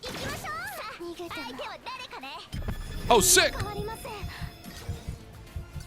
Except now we're not really doing anything with his hand, so we'll just do our double ballista firing and be good.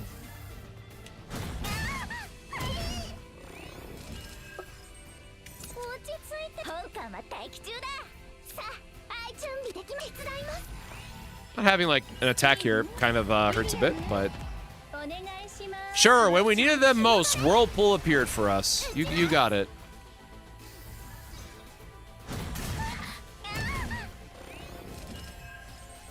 It made us, and it discarded our retain card. That's pure comedy.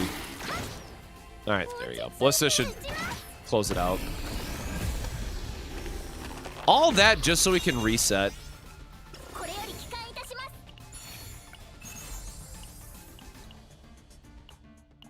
I mean, sure. I still don't think I've gotten the gluttonous item yet, so skip, continue, and then retreat. Who would I use Orlea with? I mean, it would depend on the rest of the roster that I had access to, but... She's just a very good, like, healer damage support role. Well, yeah, so, like, Gluttony is really bad, and then also the discard mod that we have on right now is really bad for all the retained stuff. Just not allowed to have nice things.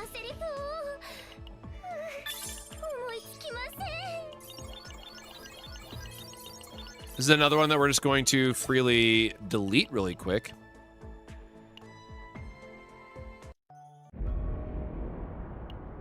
Why does it keep giving me the... Oh, I guess there's 3,000 for the next tier.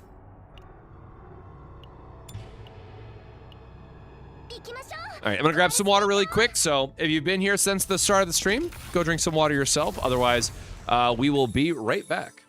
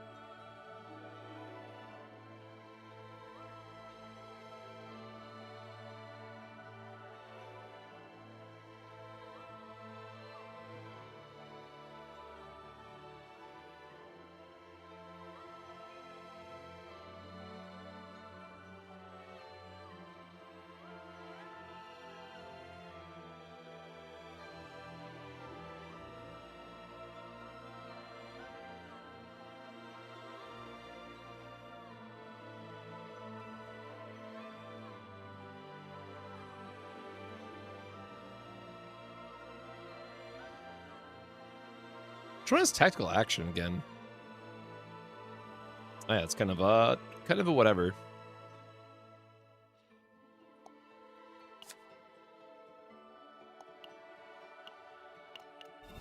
All right, so unfortunately we're gonna do the same reset thing again, just in case like we accidentally get into a build that we want to keep, but largely it's gonna be focused around just making sure we clear the first boss, get our 1,000 points, and then go back to the next one.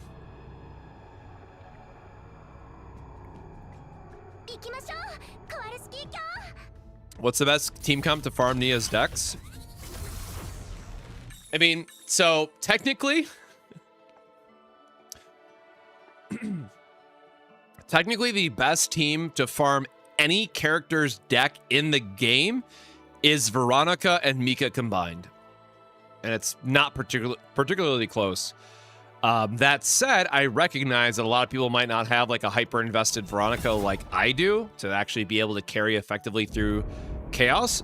But for the number of uniques that you have while also wanting a healer, these are the best two carries for any team and for every single chaos that you want to do. Some are definitely like more difficult than others.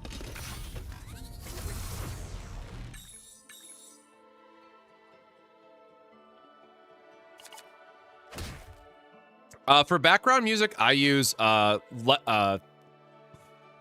Sessions Diana by Riot Games Music.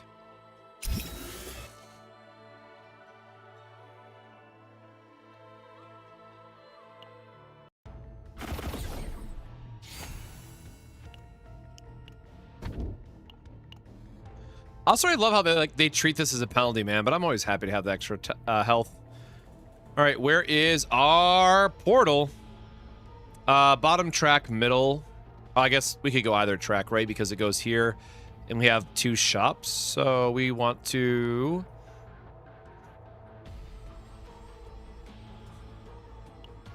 It's actually triple elite on the bottom, so that's fine.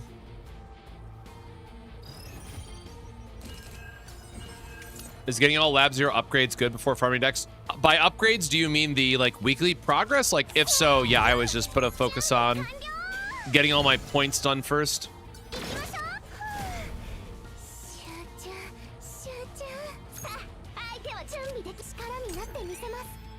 Yeah.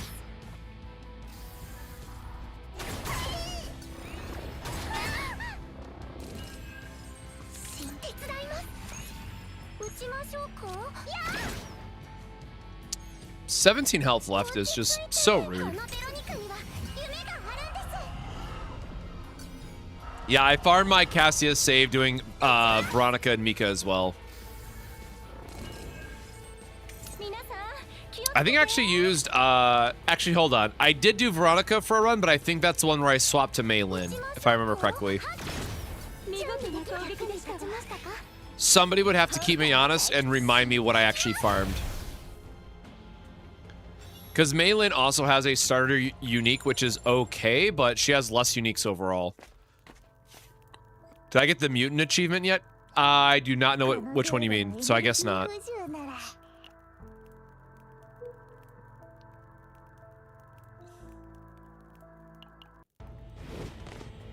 What's the big ticket item in the third supply? Yeah, probably just more pulls.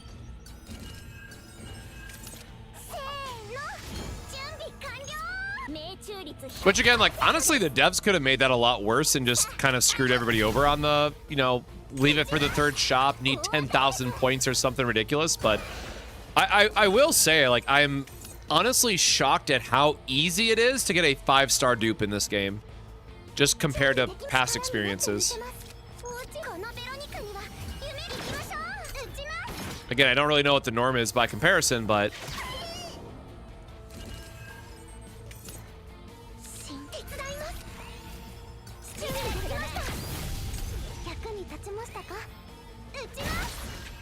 So I am saving all my Omega fragments until we have 100% confirmation that they're not doing seasonal characters. Until they say that they're not going to do seasonal characters, because that would be the best thing to use them on. I'm just saving all of mine. I am a hoarder, unfortunately, when it comes to like Grand Blue Fantasy. Like, I have 9 Sunstones right now. For those that know, you know, but I will not be using my ego item for a while.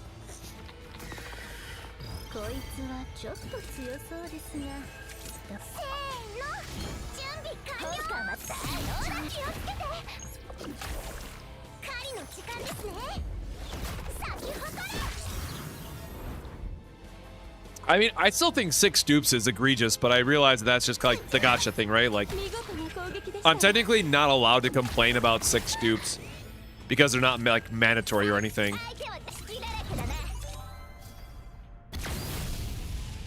Part of me wants to complain though.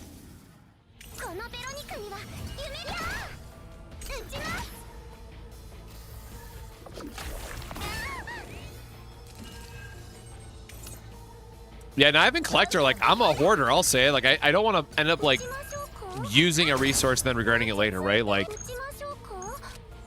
if I would have used a resource on, like, Yuki, per se, right? I probably would have regretted it compared to, like, Haru.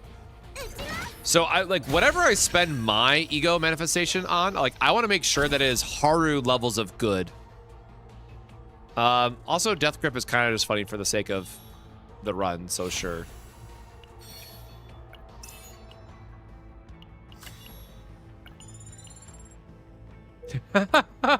Yeah, it's a joke that we always make that I'm saving all my Sunstones for Grand Blue Fantasy 2.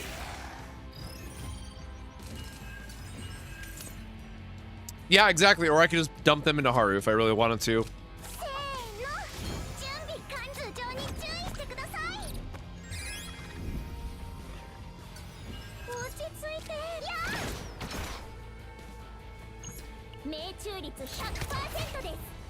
Oh, they're cooked. Yep, 1500. Thank you.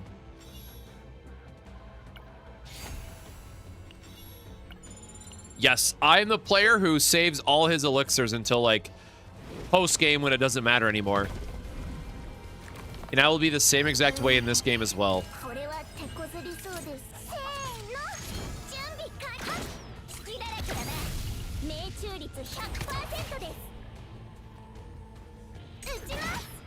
There's also the challenge of, like, I just want to know what character I'm truly going to love, and that's like the one that I E6 or whatever. So I'm kind of like, for me personally, I'm just hoping that Narja is good, and I'll probably dump all my saved resources into her. Again, Narja, Narha, whatever, however you pronounce it. I just want to look like the little manta ray sharks to be super cool, and I'll be happy.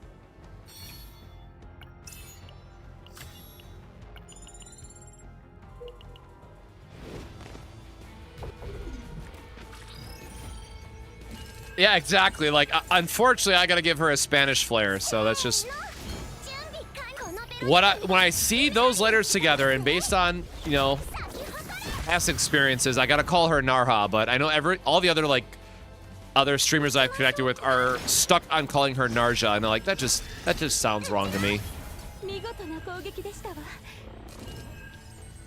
Ja. But again, maybe I'm wrong, right? We'll find out together when she's actually released.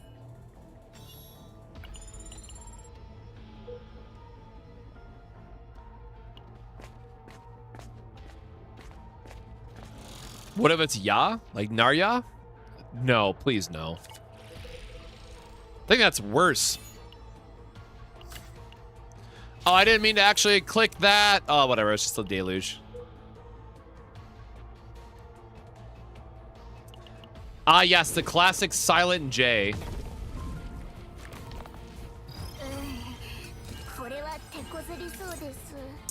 Wow, that is a hand of all time.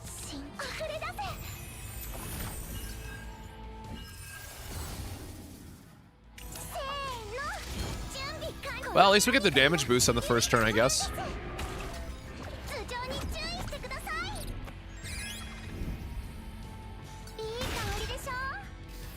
Yeah, I'm not sure that we've seen, I'm not sure that anyone's done like a how much pulls did we get for this season sort of content yet. Or maybe they're waiting for like the final data to be uploaded, but still.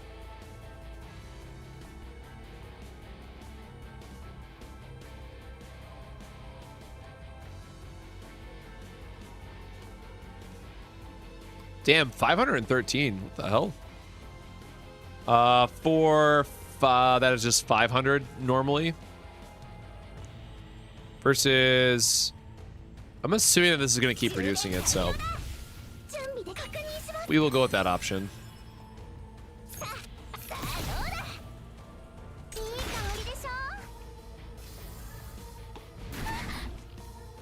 Was that a Diablo 2 reference in my chat, for the love of God? Make sure to take your ibuprofen today, Frozen Fire.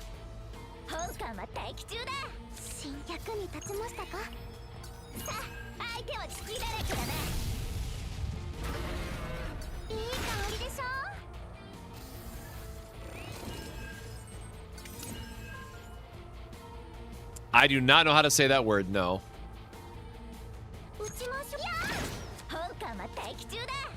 God, I need to, like, remember I have to pay attention to what the hell I draw with this character.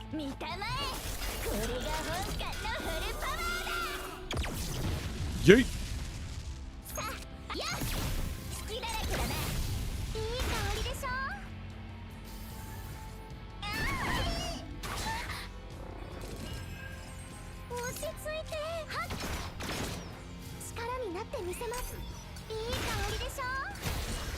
I don't mind the chaos runs too much. It's just I might just be stuck on how much I reset them is the real issue.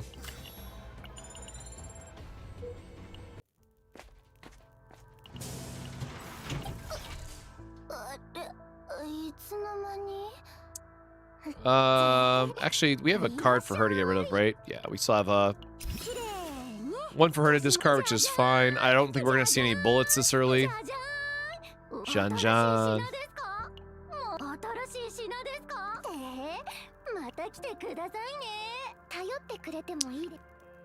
Yes, I definitely agree that we should have some type of Sans reroll, whatever. That is something that I definitely bring up quite a bit when available.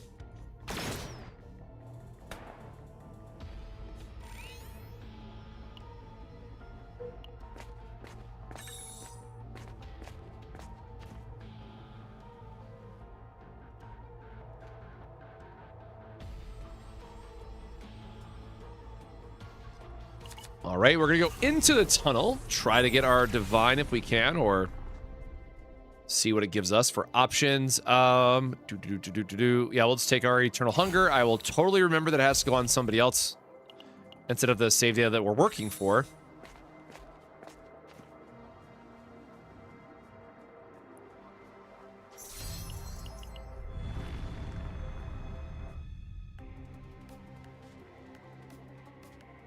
Okay, so based on what chat said earlier, I do want to take the...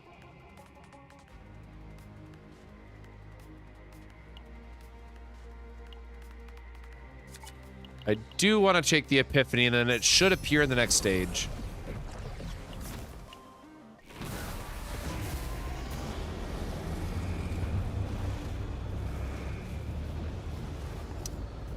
Man. All right. Well, all the same, it's going to be a reset, I guess. So this should still give us the option, right? Oh, sick. All right, well, good to know. This actually is huge. That is a nice little bonus tip that I wish I could have put in my video.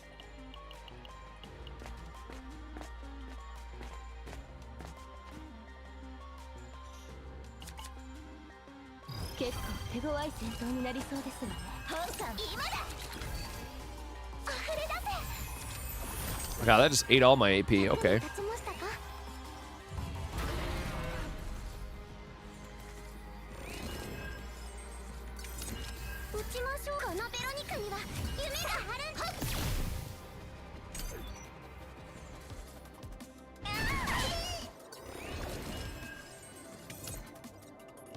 Top 10 random tips from Kaz. Yeah, it's just me ranting about random stuff.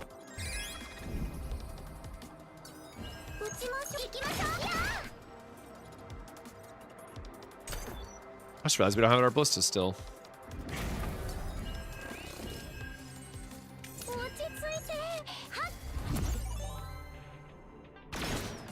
Sir Kolowski.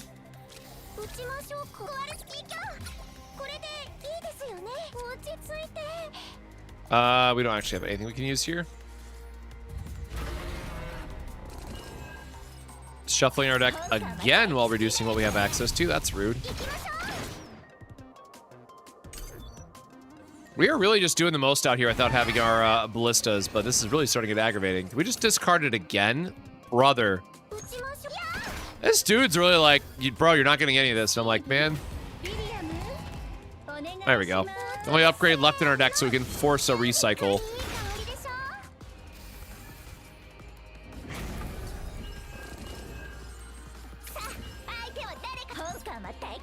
No, that is not going to do enough to, whatever. Using your ultimate here plus the extra attack card should be more than enough, right? Yeah, 15, so sure.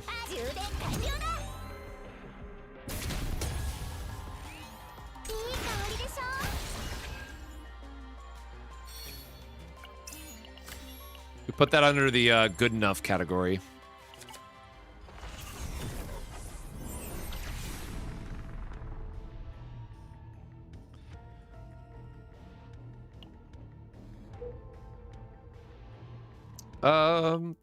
Oh yeah, we're resetting this one anyways. We're gonna do the boss and then.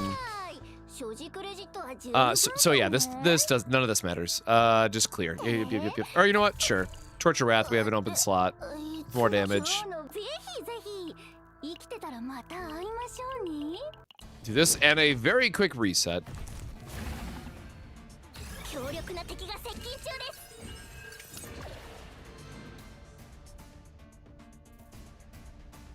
Arc Talks, thank you for the follow.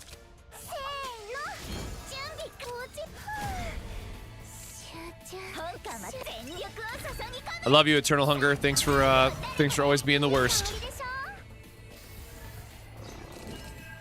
You like look at your hand and Eternal Hunger always pops up to be like, hey man, did you mean to have a good turn? Because too bad.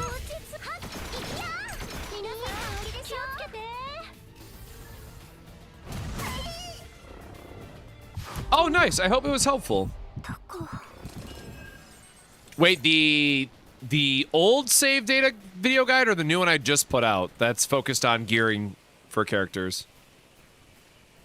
Okay, the save that comment tells me the save data one. Fair enough. Yeah, it's been really cool that the community had made a bunch of like online calculators and stuff super quick. But I think there was just a lot of us that had no idea how to really dig into the save data numbers and what it all kind of meant.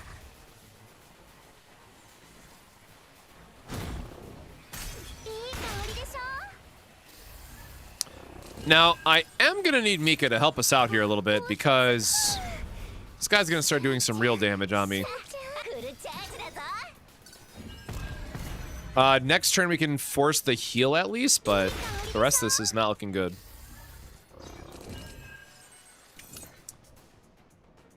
Okay, seriously, the discard our retain cards is really getting annoying at this point. Kinda hate that a lot, if I'm being super honest.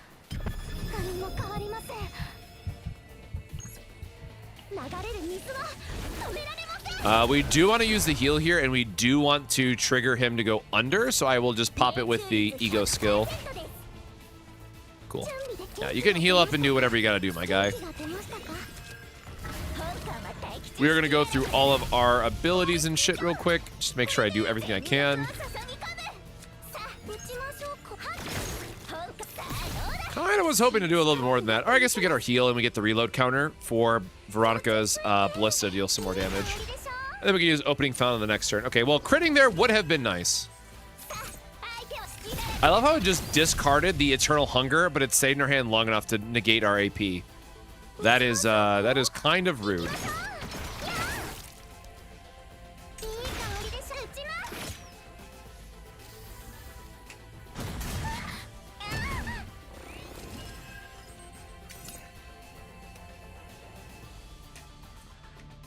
Yeah, Cassius Epiphanies have been rough to track down. I definitely have like an okay-ish one, but that's one I need to go back and try to really min-max if I care about leaderboard ranking. Have a good one, Black Cat. Thanks for stopping by. All right, we have double Ballista card generation here, so we want to go ahead and use our Veronica skill just to make sure we're getting the most damage out of these two. And then just use Barrel to get a little bit more damage.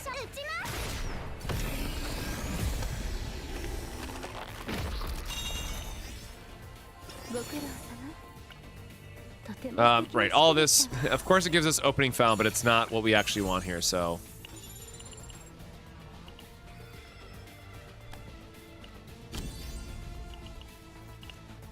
I always do this just for the sake of saying I collected another forbidden card, but we will reset this one as well. Just to get out of here and try again for the epiphanies that we're looking for. Not sure what item that was that we just got for 60 points, but all right.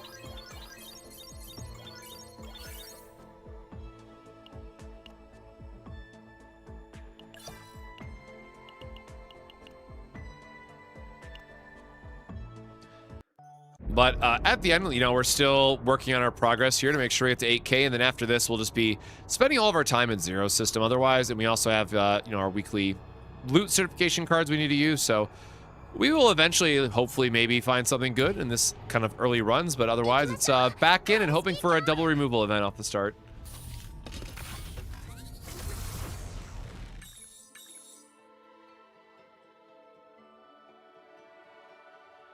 Nope.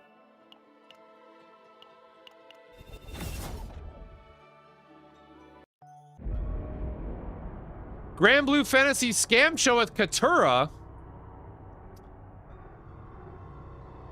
Can purchase up to 2 sets. Oh no, it's an Elemental Holiday Scamcha. Grand Blue, why are you taking my money? No. Sorry, I gotta put this in our crew Discord. Element Holiday Scamcha, we.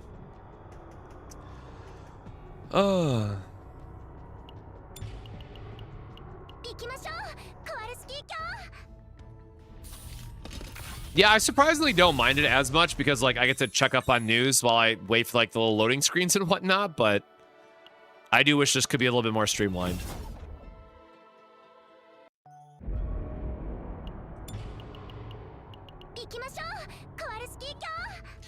And again, the solution here is not about removing the double removal option. It's about making the other ones more attractive so that players don't feel forced into taking the extra option. Which, again, I know the devs have all that data on the back end of, like, what is the likelihood that people are playing using X options, but for me, they're going to see damn near 100% double removal rate, that's for sure.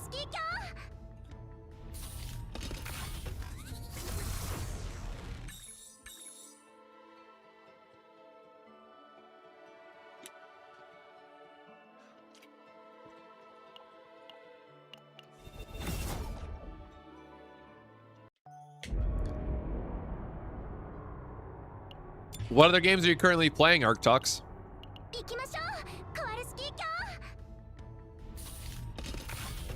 I'm definitely excited for some stuff next month, but right now it has mainly just been Chaos Zero Nightmare for myself.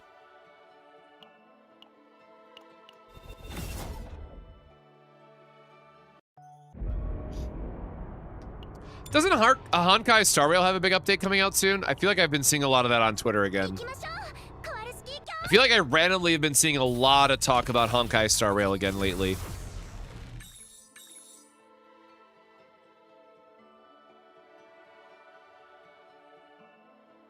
Like, you know what? Even give me a, like, let this option be a legendary and then, you know, monster reductions. Like, that's fine-ish.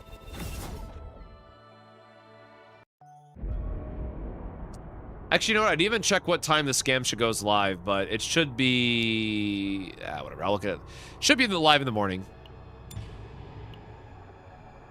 So, yeah, like, I'll do Grand Blue Fantasy polls live on stream, but I don't think it goes live until 5 a.m., and I'm not staying up that late.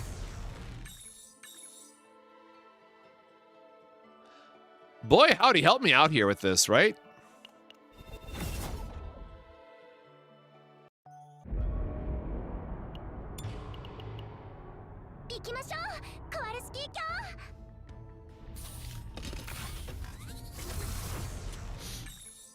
Awu is getting a big 3.0. Maybe that's what it was. Okay, like, see this. Select and remove normal battles. Like, I will settle for this. just for the sake of like not spending infinite time resetting, like I'll take the HP in 1 removal.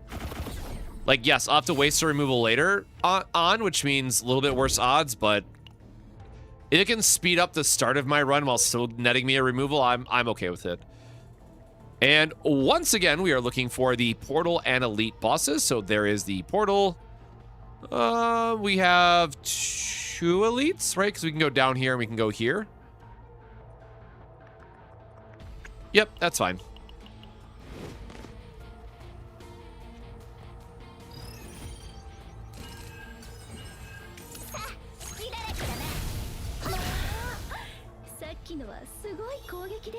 Again, I'm not like super crazy. Like I know some people will reset for like mutant sample and all that. Like, nah, I'll just give me usable save data and I'm happy. I'm not here to hyper min max.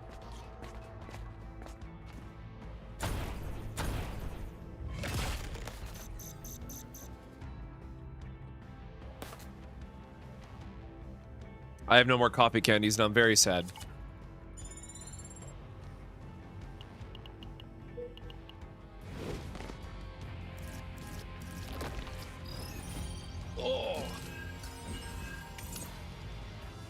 I mean, this gives me giant, or no, it's not the giant ballista that early. I love when you get hands like this and it's like, cool, I still can't kill everything.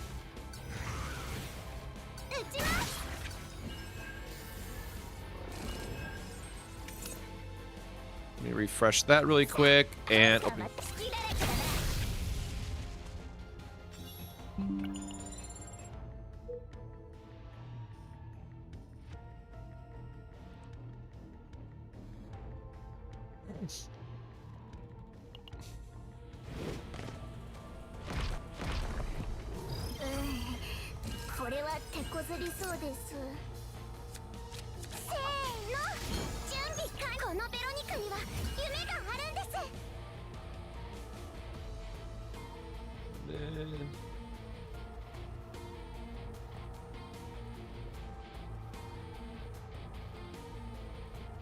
All right, send him a message on the side. Did I not do my animation? Some guy reset 0 system 100 times. Yeah, it is crazy how much time people spend looping stuff. It's about as much as I can say on that end of it.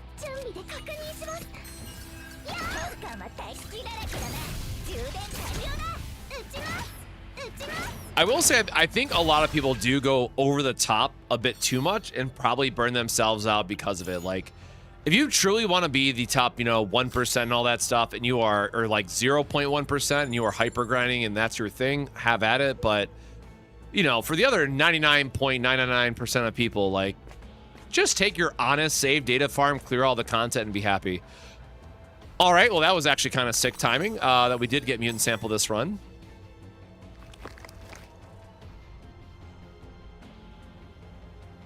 Because now it does at least help out with fixing this up a little bit, just in case it's relevant. Again, can appear in the copy situation, which isn't good, but if we like high roll a divine for her, now we have the extra points to copy that out multiple times.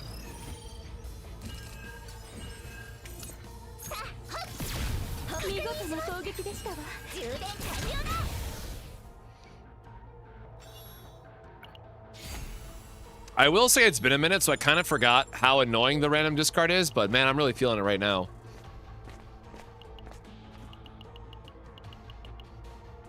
Yep. Sure, let's fight.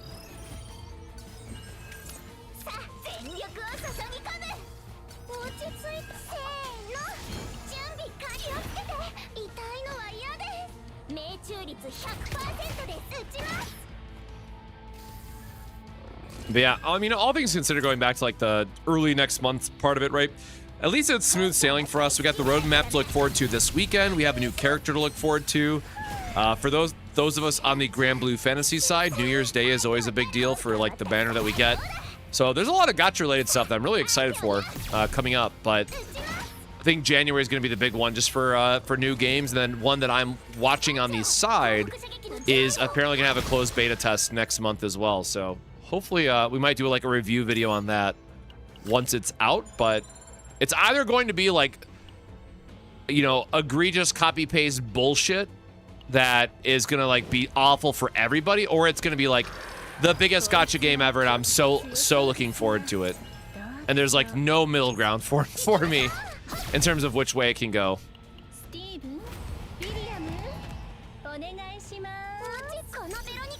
And for those wondering, that's Limit Zero Breakers. It's basically Granblue Fantasy Relink as a gacha. And at least the early demos, previews, and all that stuff, it looks very polished and very good. So we will see. Yeah, and Soonfield is a big one, which, again, full disclaimer, because I'm not going to bullshit like you guys. I'm not going to sit here and like, oh my god, Enfield's the biggest thing of all time. I'm so crazy for it. I'm like, the biggest Arknight fan ever. Oh my god, everyone, you know, look forward to this. Like, I was, like, kind of excited for it because I've always loved, well, I always love that Arknight gives us equal treatment for men. So if your gacha has men, I'm interested. But in all seriousness, like, Arknight has always had really, really good artwork in the scene that I appreciated. So I knew about Enfield, and I'm like, all right, well, this looks all right. I'll keep an eye on this. And then I saw all the factory building stuff, and I'm like, oh, brother, like, I am all in now. Like, the factory building part is actually what really sold me on the game. And then I found out a bunch of other cool shit right as I was researching it, but was very pleasantly surprised on that end, I will say.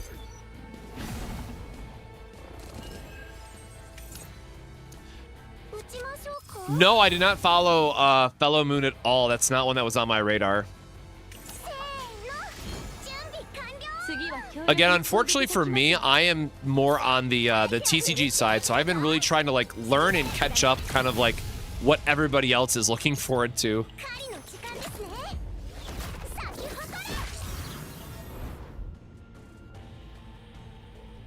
I just got to, oh, I just got to 50. I like Kalipe. What tier should I farm at this point? Once you get to 50, I mean, that's when like the real end game starts. So ideally, you're going to want to slowly work up your progress until you have difficulty 10 unlocked for everything. For Kalipe, she's really good at farming Twin Star Shadow. So that could be like the thing that you farm for Zero System. But in terms of actual gearing, that's where it gets a little bit harder for Memory Fragments, because she is someone who's going to want your 2-2-2 split, which is like one of the harder Memory Fragments to like actually farm for your characters because it comes from so many different zones.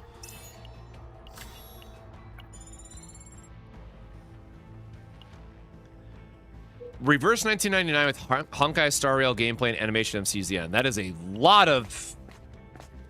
That is a lot of knowledge required to understand what that narrows it down to. But I do appreciate the attempt. And yeah, Line of Justice can be an okay one if you're heavy on her 2 attack over shielding.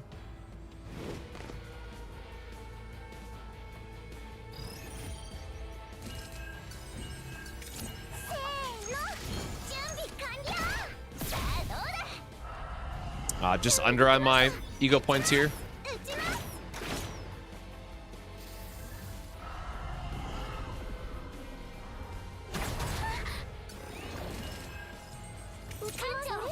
Oops, wrong option here. All right, sure, whatever. I'll choose my ego skill to clean things up.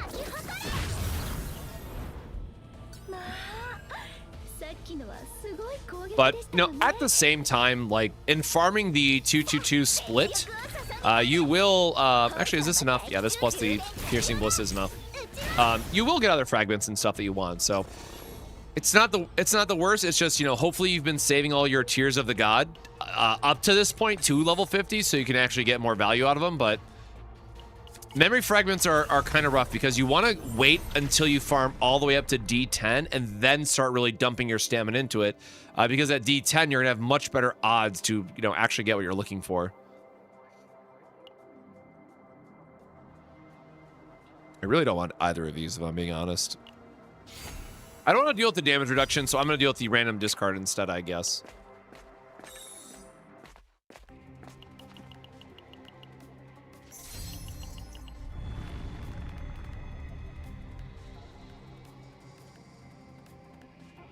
Okay, so here's our Epiphany again. We'll our selected Divine, which is really nice. Then, of course, we'll do the event trigger in the next one. So, yeah, we are simply going to hope once more. Oh, wow, we have a lot of options in here still. I guess we haven't been doing a lot of filtering, so that makes sense.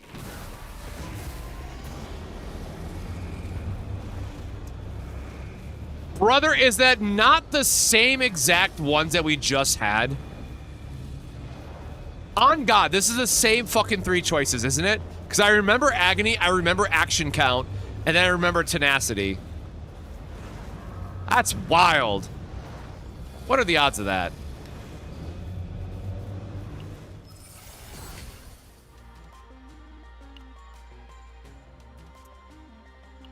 All right, well, we go on and we, again, so clear the first boss because we want our drops.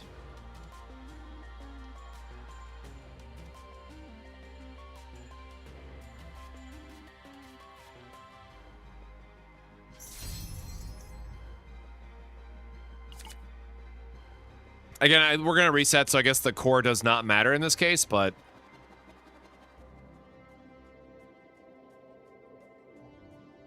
Is there a difference in quality for level 10 memory fragments? Yes, you will get more legendary gear drops on difficulty 10 compared to the lower end difficulties.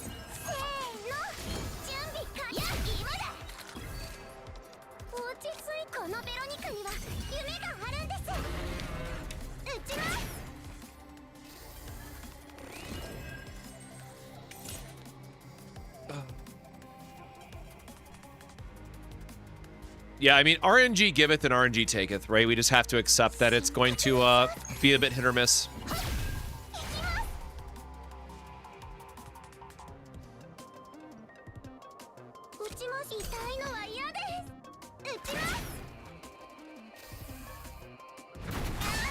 I wonder if the A/B testing is like turning up anything recently, because those views are super low.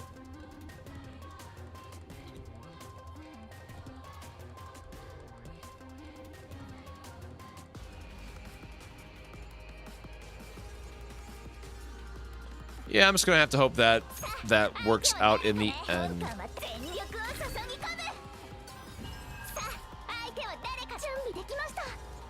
think we just drew both those, right? Yeah, I mean, like, I don't even want 4 opening found, right? Like, I definitely think that is largely going to be overkill for the vast majority of everything, but I can definitely understand, like, if Barrel's your favorite character or that's, like, your favorite setup, then, yeah, trying to, like, get the actual perfect decks is a bit insane.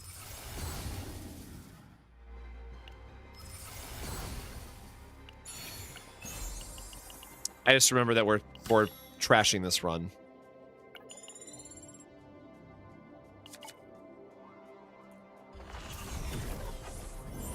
Do I have a good extra damage memory fragment? No. I wish I did. Veronica would do even more damage.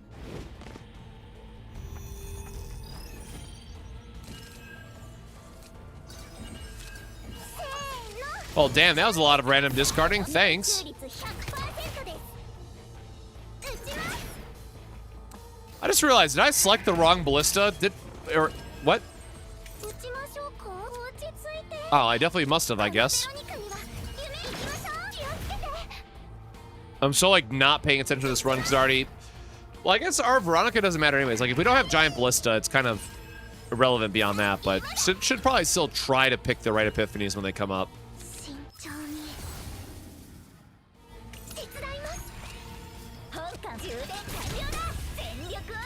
I mean, this plus the piercing should definitely kill it.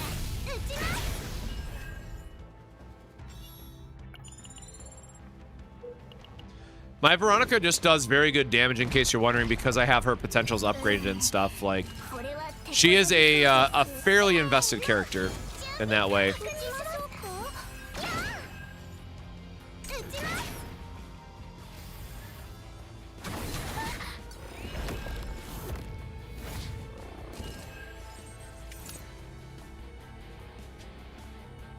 2 remove is always going to technically be the best if you are going for a high copy strategy.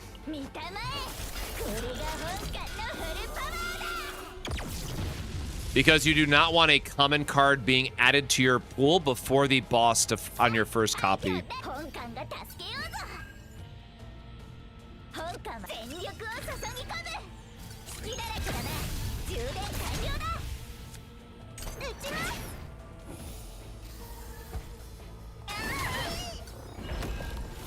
Should I consider building Mei Lin by selecting her from the standard 300? Your standard 300 picks are basically Veronica because she is the best unit in the game, and then Mei Lin if you think that the devs will never like find a way to patch or break her or, you know, kind of whatever, all the above.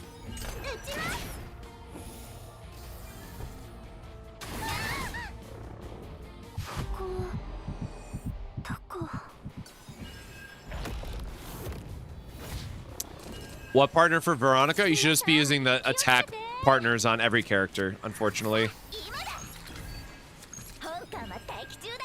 That might not be like 100% true, but it's close enough to being true where I'd rather just say that.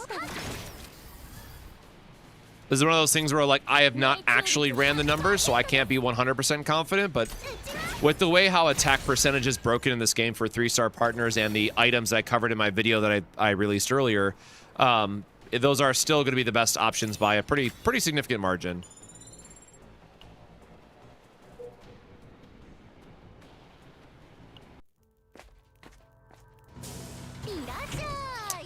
We're scrapping this run. I already forgot. Just want to go for our boss clear and get it done.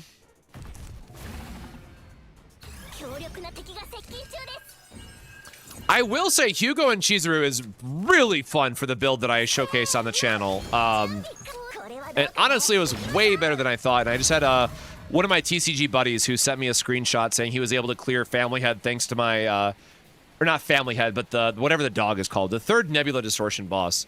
They were able to clear that boss because of my Chizuru and Hugo video that I did on the channel. So I'm like, hell yeah, somebody actually used it, and it's not just me like yapping about a build to yap about a build. Which always feels really good. Yes, I am using the 3-star on Veronica currently.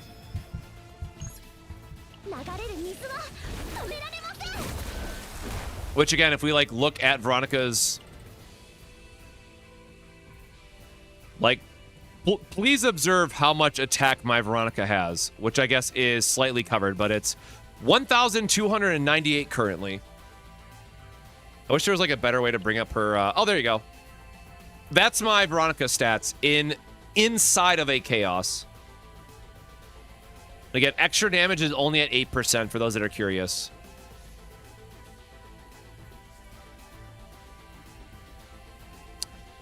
Sweet Dream is the name. Thank you so much. So again, not necessarily like a good Veronica by any means, but the 3-star partner boosting this number is insane.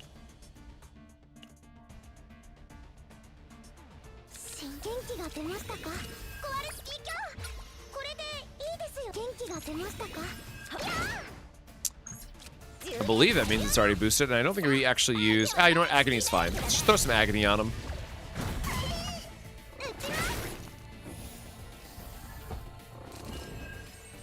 Now, that said, like, at the end of the day, we're only talking about a couple percentage points of damage. So for somebody like Yuki, I still really like using the Lillian, which is the draw ability partner, because Yuki just needs it. So in those instances, I think it is okay to mix it up a little bit. And it's seriously just discarded. I hate that so much, man.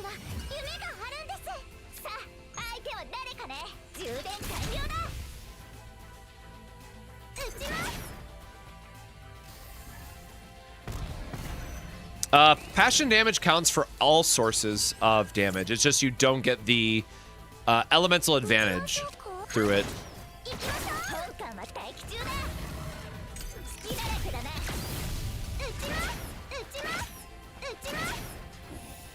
Well, so something to keep in mind is that the devs have said that they're going to balance, they're going to buff the other partners to make 3-stars not the most absolute best in the world. So that is something to factor in.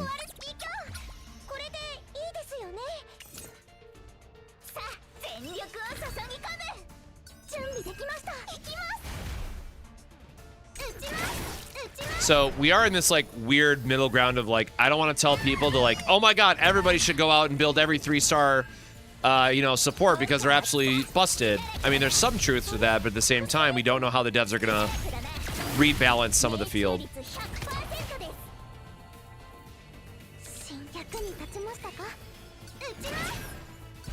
Yippee, and restart another run.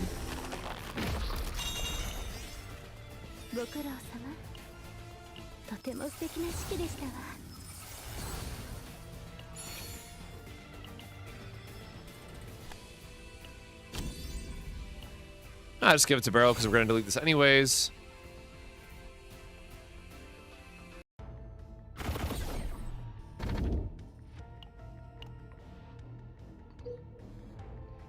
And then escape.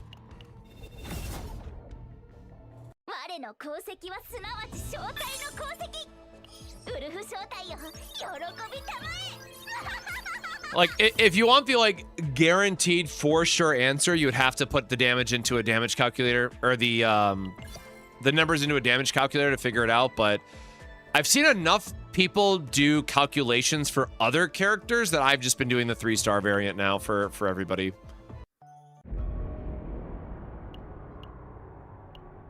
And again, keep in mind, those numbers are going to be a lot closer, right?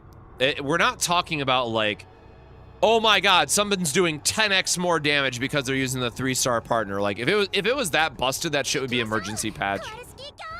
We are truly talking about a couple percentage difference in those partners, which if you're struggling in a battle because of that, you know, 3% that it probably ends up being, your save data probably just needs to be upgraded instead, and you'll get better damage value out of fixing your save data.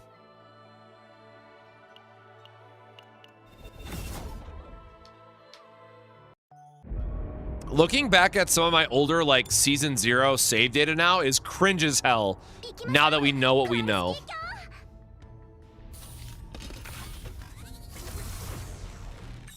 And then hopefully in Season 2, we'll find out even more new stuff about, you know, what makes, yeah, sure, I don't care. I'm just gonna do this one again. We'll find out more stuff about how the damage formula works, and, you know, if they ever fix additive versus multiplicative boosts, right? There's a lot to be still discovered on how they're going to change gears. So that's why, like, and I hate to keep referencing it, but all this is very relevant to the long-ass video that I just put out today. But so one of the things to consider right then is that if attack scaling is as good as it is today, right now, that actually means that Singing Sword from Foretold Ruin is the second best gear in the game and only drops from Foretold Ruin. So if you are somebody who wants to farm Zero System, technically, if you're working on a damage dealer, you should only be farming Foretold Ruin for your characters. Again, there are slight pros and cons and all this other shit that I have to add as like disclaimers, but purely from a damage dealing perspective, Foretold Ruin is going to be the best option.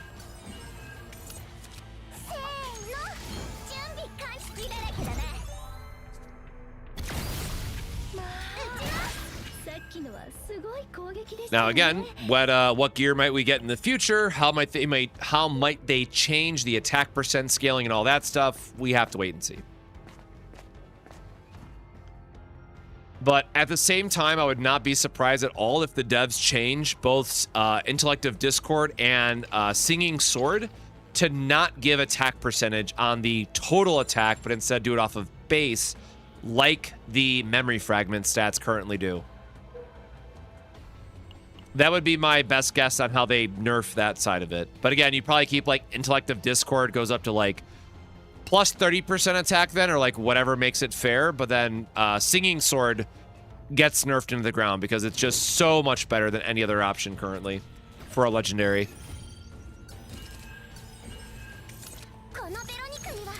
Which is also really awkward because when I was working on all the research and infographics that I put together in my last video that went live, like, the fact that nobody is actually talking about Singing Song just like confirms that people don't actually research this game. They just talk whatever, they just follow whatever big video said, and then that's what becomes the truth. Which is kind of how it is in TCGs as well. So I'm kind of complaining just to complain on that one, but it is funny to watch that happen in real time in a second, like, gaming ecosphere.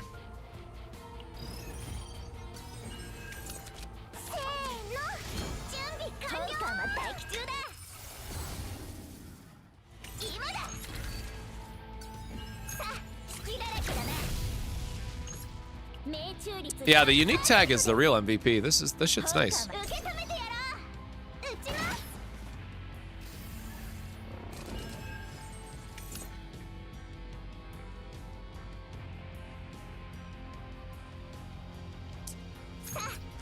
Whatever. We just want to push as much damage as possible here before he blows up, and then hope the Ballista does the last bit of it, which it did, thankfully.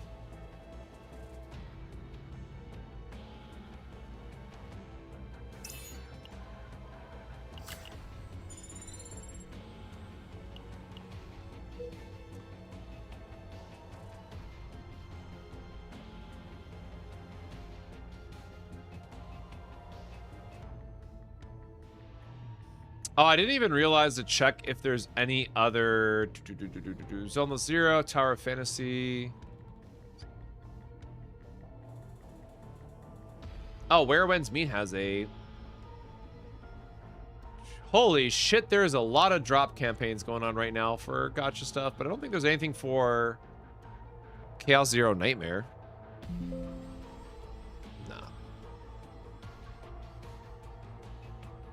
So, super wild, but like I just looked over at my notifications and saw that Stoops is streaming Chaos Zero Nightmare. I'm like, what is going on? But Stoops was cool because I followed his stuff from like the Lost Ark days, but just shocked to see Stoops of all people checking out a card game gacha.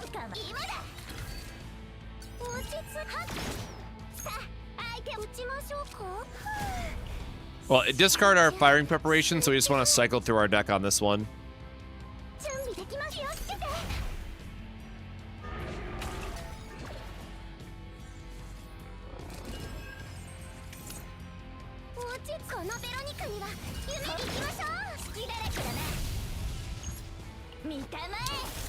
Do what damage we can, I guess. Like, I'd love to have Veronica's ego skill here, just so we can make sure that we're hitting the biggest damage off her ballistas when we cycle to it, but it's gonna take too much points to reset to that level. All right, this game does not want to give me any help to get my ballistas back.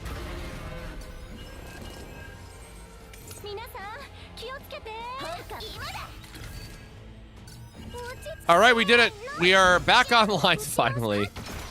That took a bit too much work there. So we're just gonna do some attacks here to get rid of as many hunger stacks as possible, just so we take less damage. Turns out we still took a shit ton of damage.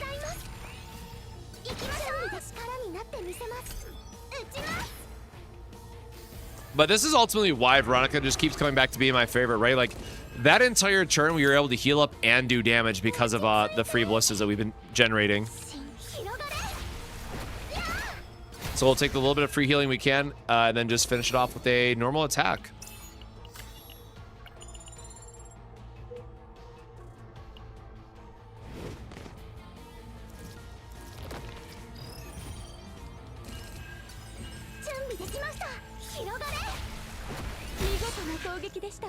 Personally, I have now looked into 5-star partners just because it's not something that I have, that I normally engage with. Just, you know, broke problems and all that stuff. But I know that also 5-star partners are something that they plan on buffing. So I'm very curious to see what they end up doing for that long term. Because I think that could be a very interesting part.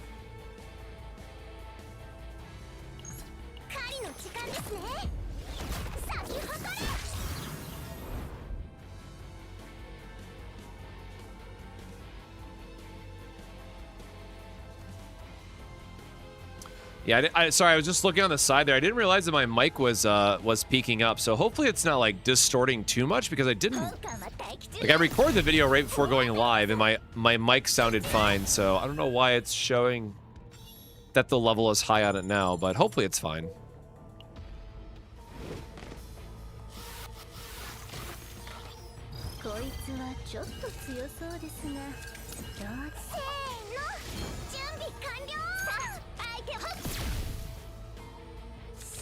These guys are always annoying because you want to be careful on how you're cycling through their abilities, but as long as you have your Ballista to deal a bunch of damage at the end of a turn, usually it's pretty okay.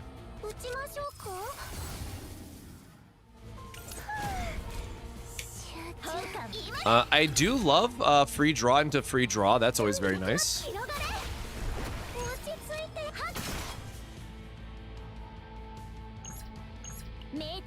All right, well, I'm just going to finish him off with the skill then. And then, yeah, we're not going to be able to do it. We don't have any reload. Ballista's just not going to do a ton, but a good amount. Respectable amount, even. We at least still dodge one of them thanks to our item, and then we discard our cards because the game hates us.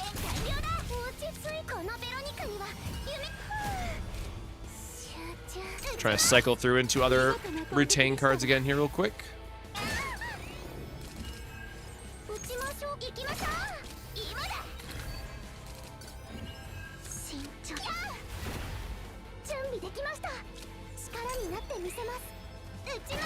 Yeah, thankfully with our Ballista, we're able to attack through and up. And also, I just realized we haven't seen the Invader boss yet, or Mr. Tentacles. Which is kind of annoying. I was hoping that he would pop up at some point. We need to go straight across, actually.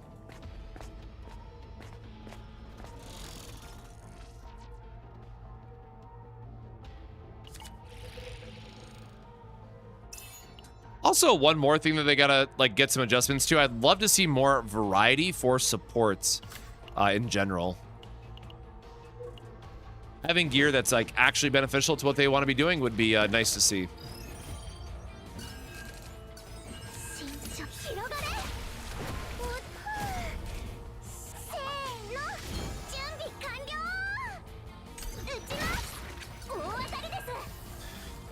Yeah, I am, you know, I would say I'm optimistic overall about the roadmap just because of how transparent the devs have been and how much they've been willing to communicate. But at the same time, I recognize that you're not going to be able to please everybody with roadmaps. It's just not realistic, but curious to see where things land for the game.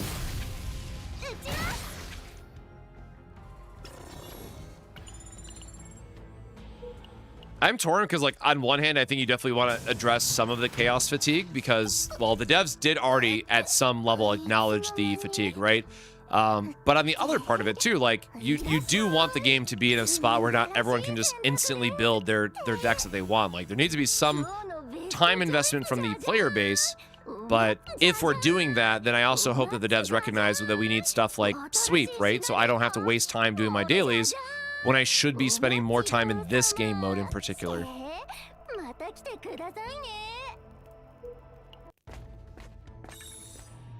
So we will see what they come back with.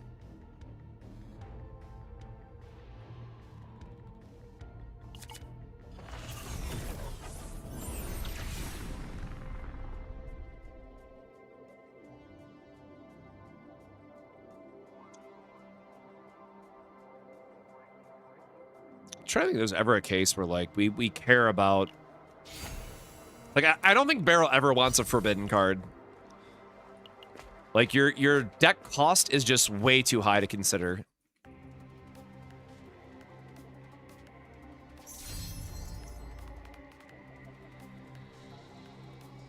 Well, I didn't want to get the random, but at the same time, whatever. We gotta try to YOLO it, right, if we're gonna actually high roll.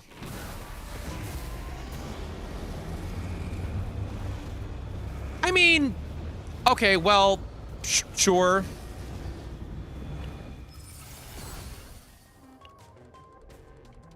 I guess that technically worked out for us, so I'm not allowed to complain.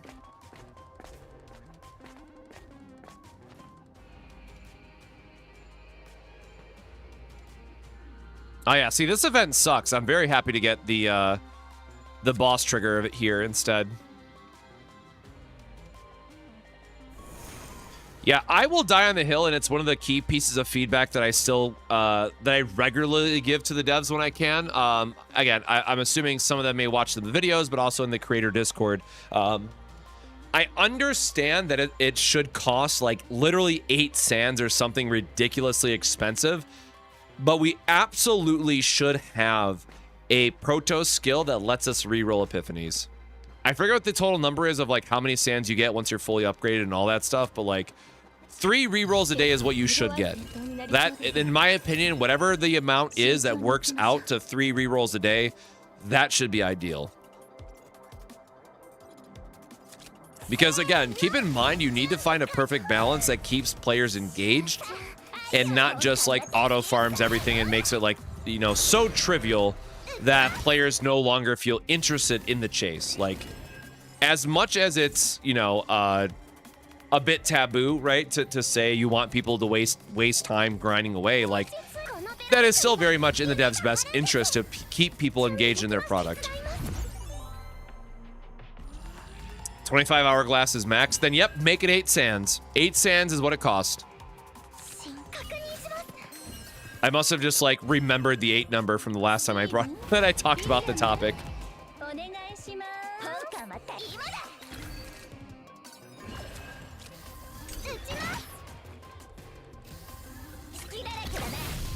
I don't know. I will say, like, this is the thing that gets me most excited about what else they can lean into, because I think this offers a lot of like levers that the devs can tweak to make the gaming experience better for the community. So I am very much looking forward to seeing what they end up doing.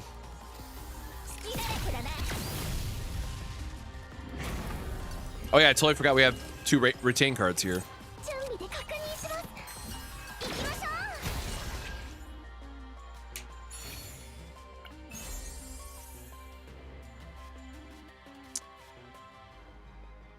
Sure. Just for the sake of, I should have put that on Veronica now that I think about it, but oops.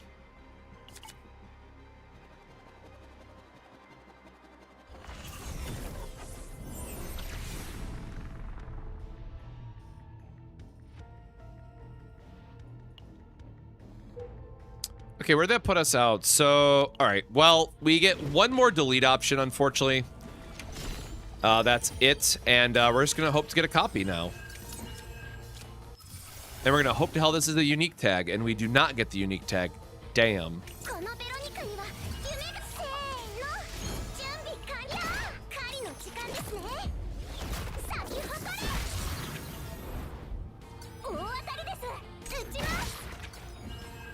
Well, yeah, I mean, that's the whole point, right? Like, players should choose how they want to use their hourglasses. Like, it should be a limited thing.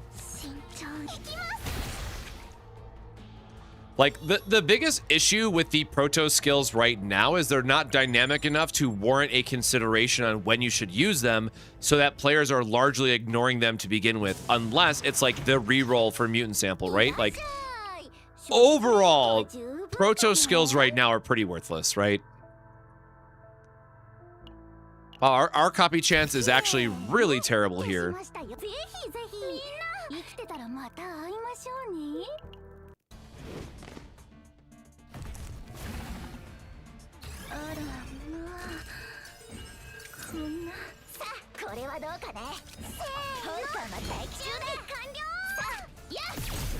Yeah, I'll give credit to Sue that brought this up on the last podcast that we did with Vulcan, but like, some type of super chaos, for lack of a better word, would be really cool to see them implement.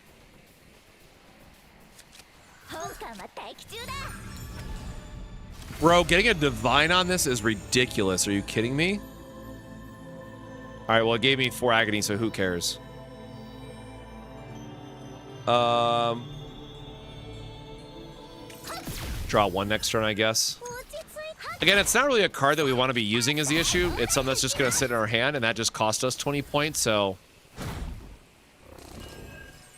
It's kind of a waste that we just got that.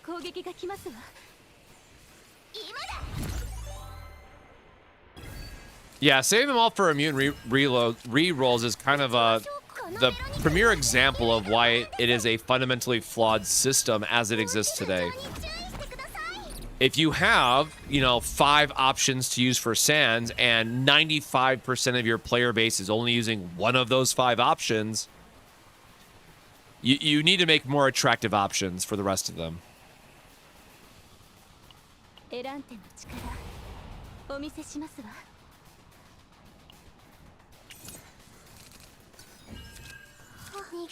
Damn, she really is gonna take the whole ass 6 cards, huh? Eh.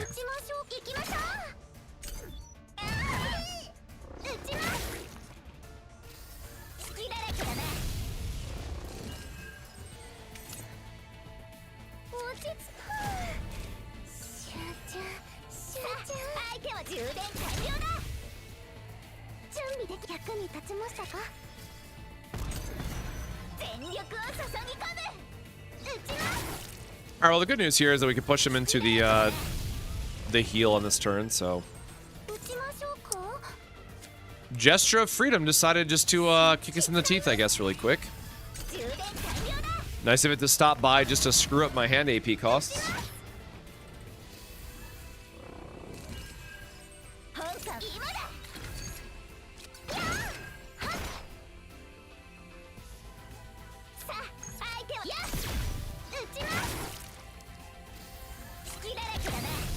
Kind of forgot about my opening fire trigger already, if I'm being super honest. Now that I've had a lot of other great cards here to use. The game is really not helping me out here, but whatever. Ego skill Ballista into double retain also does a good amount of damage this turn, so should actually kill him. Yep. I'm like, I feel like our Ballista should absolutely do enough here.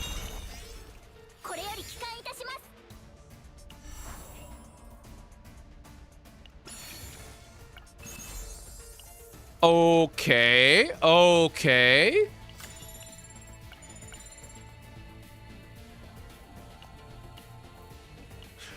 All right, well, I mean, we're alive, right? That's cool.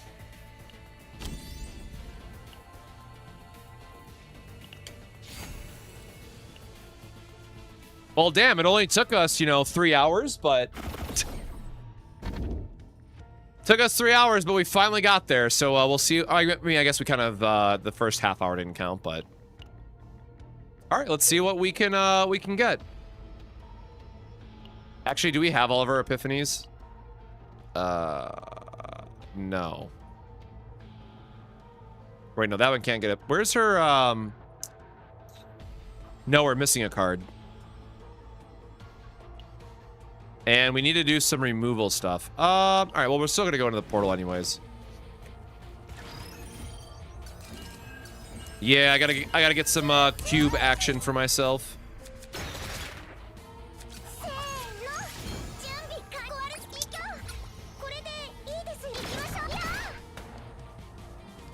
All right, well, sick. Double Ballista generation, sure. Love that for me.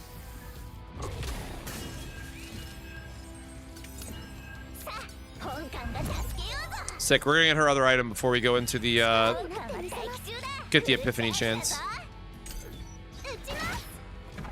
I really thought that would do enough damage. My bad.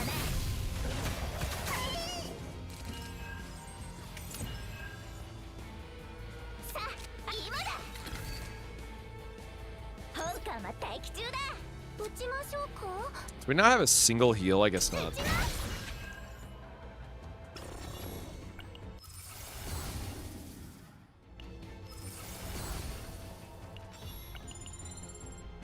Yeah, I gotta figure out what else we ultimately need to remove from her build as well.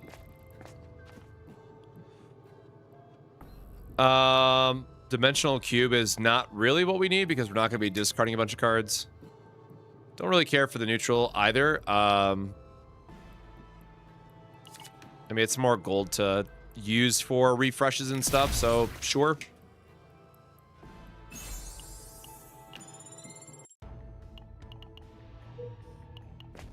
There wasn't like a shop immediately coming up, so this still feels pretty safe to dive into, but...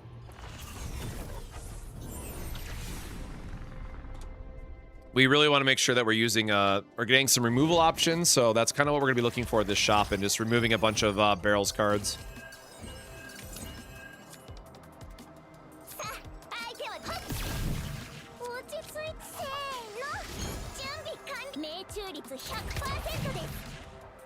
Dang. I'll say you just have to hope the Ballista hits the right thing, but it's never that easy, is it?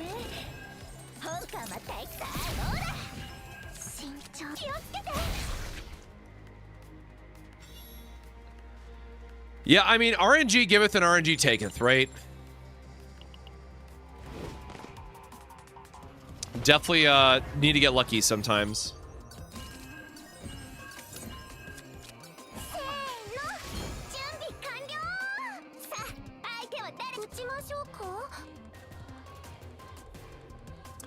So, side rant really quick, if I may. I really love the forbidden cards from a deck building principle, right? In terms of like new season, new cards, sure. Ecstasy of Violence, I thought was really cool. The Portrait of Fury, I think is a really cool option as well, just getting some more draw, but like, what the hell is this about? You know, like the -1 cost, like I get this is supposed to like cheat an AP, but unless you already have a high draw, high AP style of deck, like I don't feel like this actually does anything. Kind of just makes me mad, if I'm being honest.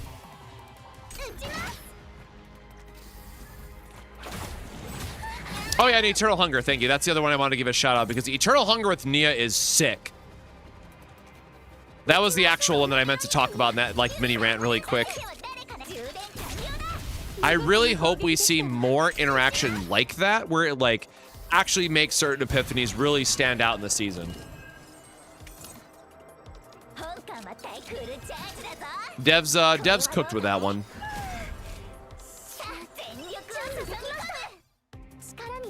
All right, double retain Ballista. I mean, I feel like that should be enough. Or just Ballista does 1700. That's fine.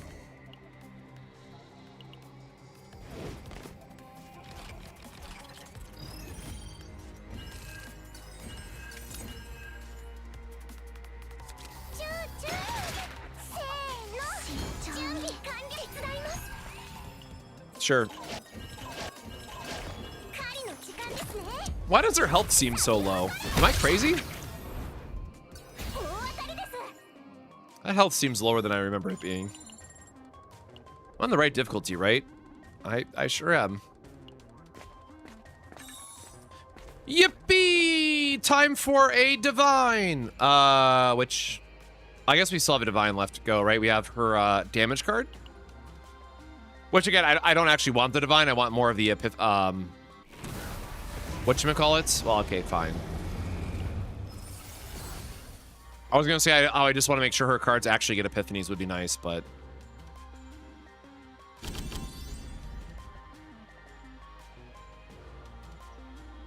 not exactly what we're looking for. Like, Aim Fire is one of those cards where like I really like this as a high damage output option, but it's only ever good for Chaos because of the defeat condition. We are currently working on Barrel. We have 2 copies of Opening Found so far, and we have the event that lets us farm the boss without losing our world, so we should be good for a triple Opening Fire Barrel build. Again, quad is like you know, foolish desire that'll never happen, but we'll see. All right, are we getting a shop? Where is...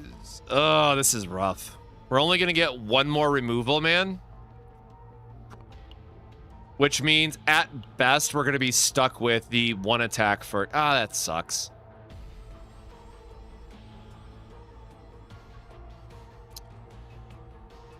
Yeah, this could have gone better for us, y'all. We still have to get an upgrade here. Oh, damn, we're actually missing a few divines. Damn, we really whiffed on that then, huh? Shit. That's unfortunate. All right, well, we still want events because there is the copy chance event, and we still want to try to hit up the boss, right? So we are gonna do what we can.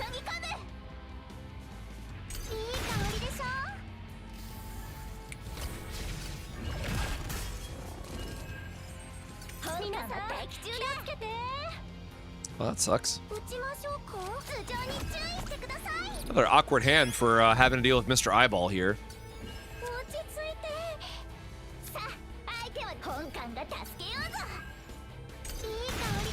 Kind of hate taking a lot of damage here for just no good reason. Ah, 177. Boo. Boo hiss.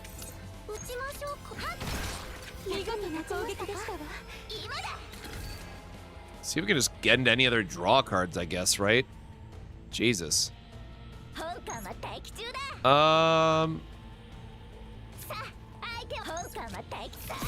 Yeah, I don't think it's gonna do enough with the unless the ballistic crits, right? Nice. All right, not bad, not bad, not bad. We'll take those. This doesn't matter. We need epiphanies for our apparel, though. Pretty badly here.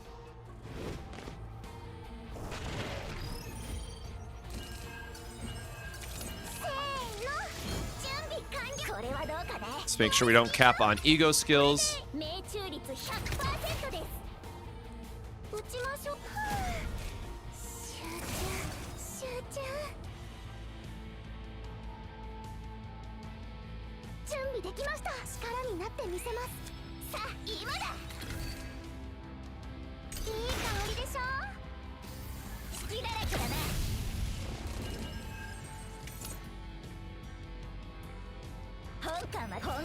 All right, we get both of those going. We'll grab a little bit more of a heal.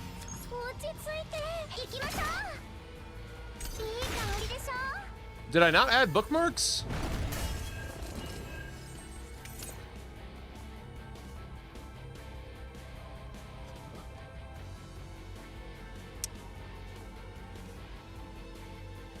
We are. I guess I'll check that in a second. I don't know why that's not working in the background. My kingdom for a heal, man.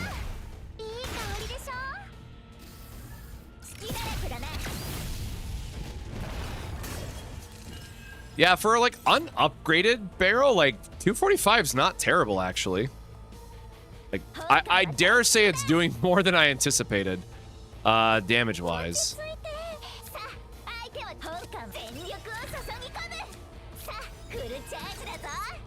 Kind of stuck on just doing as much damage as we can here, and gonna have, you know, both of these trigger for me.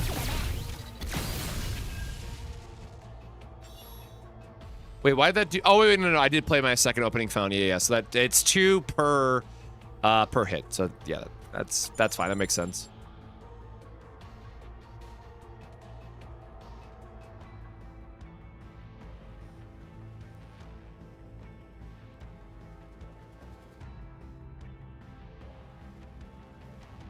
M2 show up.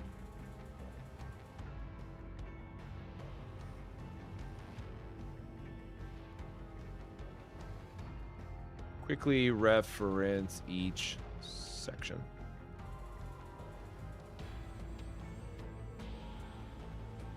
All right.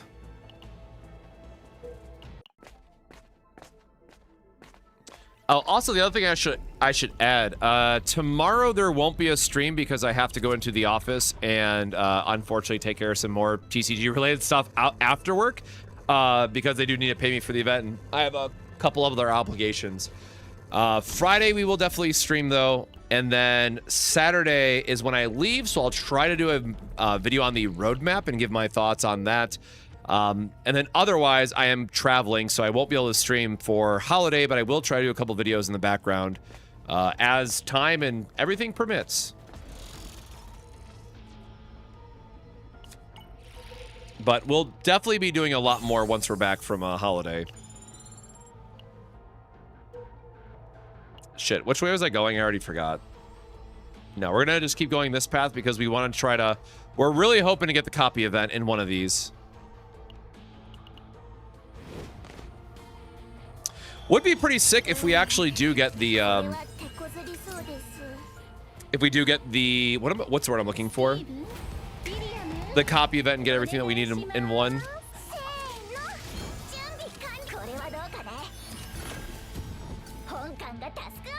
Yeah, this feels a little bit silly when when things don't line up well. Oh, that's a little unfortunate. Timing here.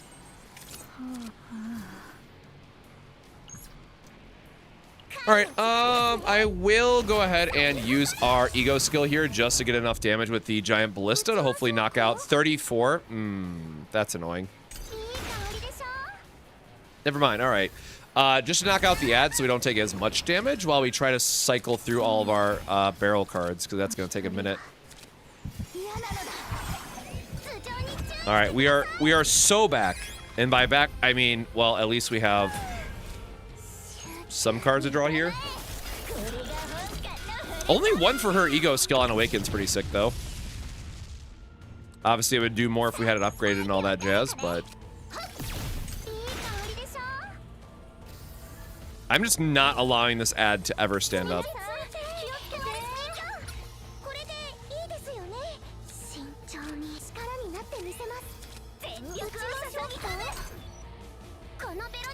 All right, we'll get our charge shot going and hope that we actually draw into our retains at some point. Oh, do we already play both of our opening fires? I definitely don't remember that.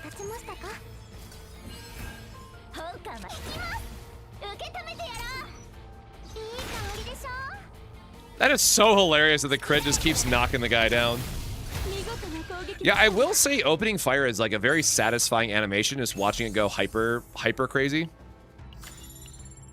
We have a lot of credits. Wow, we just did not get shops this run, did we?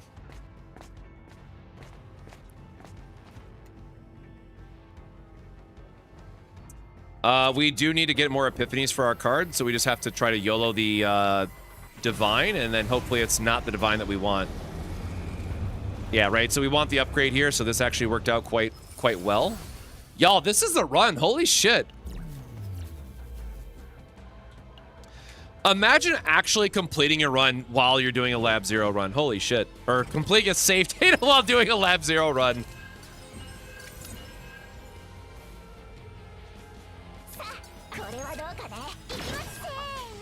Does it have like retain or anything? No, it doesn't have retain or anything, but all right, whatever. That bro be doing some damage. Oh, we have the evade though for the first hit, so that's fine. I should have saved that. I keep forgetting about my first, the dodge ability that I always take. Oh, Jesus, man. So this is where, like, I really wish we had the complete deck so that we could actually cycle through it and get all of our draw. But I mean, 1500 ballista, man. Sure.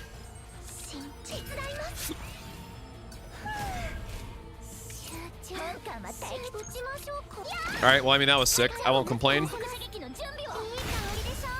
Yeah, Veronica's just gonna do all the damage. That barrel doesn't get to have fun. Like, sure. That's how it be sometimes, I guess.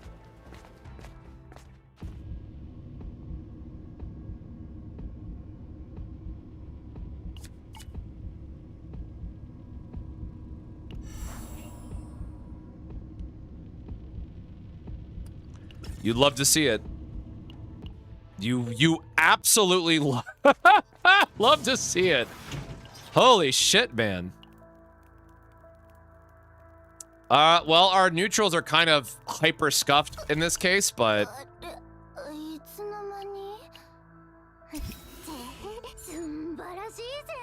all right, so I still need to find cube, I guess.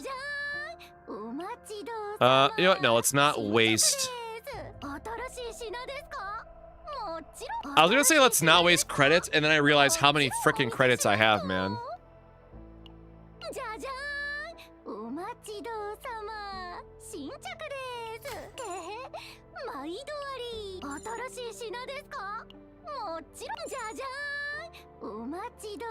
If we can't find cube, like, I will just take the super, right?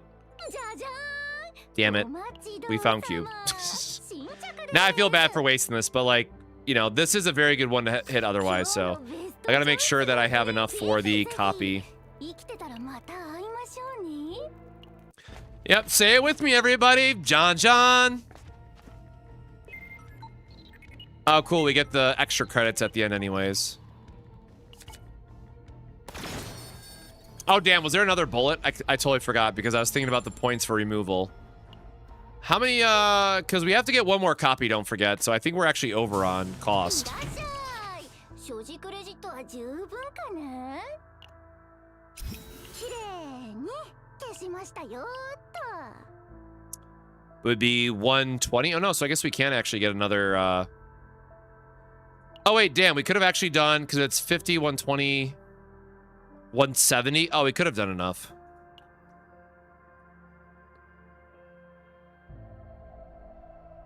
Damn, we really still need epiphanies too. This is kind of frustrating. So we need a armor, right? I mean, I guess we do have kind of an armor already.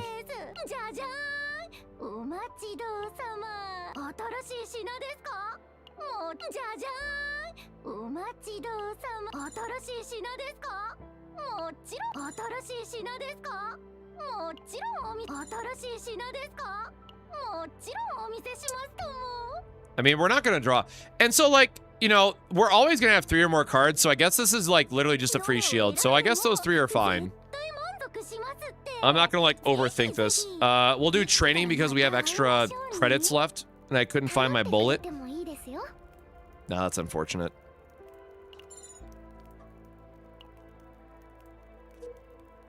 And again, because we have this extra event, we can fight the boss and then leave after.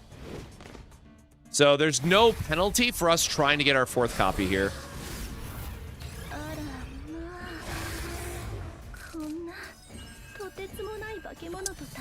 Bro, I swear to God, this fucking... Oh, man. And now this is going to draw opening found, so I can't even get my, I can't even get my thing that I want. All right, well, we're going to have to cycle through our deck and hope for the best.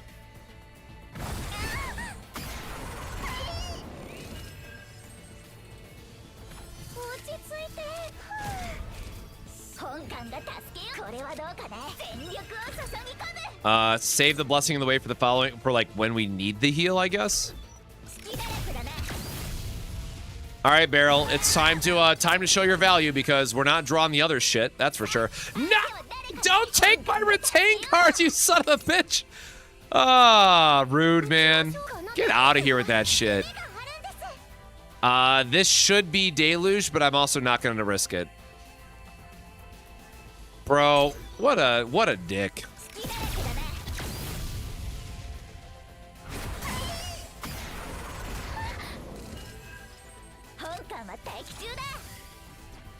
All right, let me draw a shit ton of cards real quick.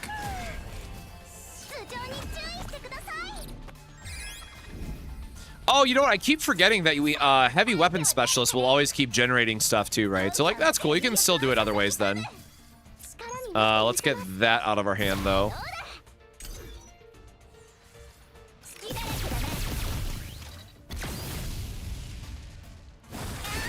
Okay, low key, that is super satisfying. All right, finally got our ballista. Oh, this is too much shit in hand at this point. Holy hell. Hey, Loss, welcome to the stream. Oh, all right, yeah, that is a lot of fun actually. Bro! All right, well, he just ate my shit again. It's all fun and games until he eats my damn cards, man.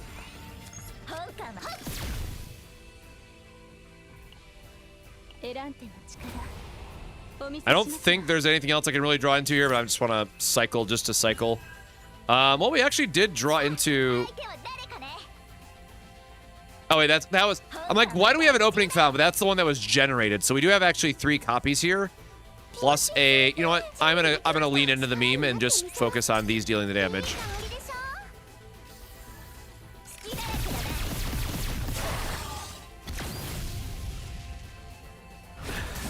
All right, that is hella satisfying, brother.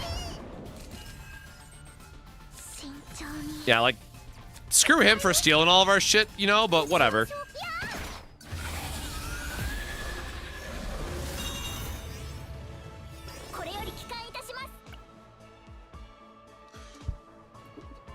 Yo! We had 3 in the deck! Are you shitting me? Oh, fuck you, man. Oh, this. Oh. Whatever, bro. Whatever. Fuck you. Bro, the odds? Like, are you shitting me? This is what happens when we don't get enough shops, but, robbed. Absolutely robbed.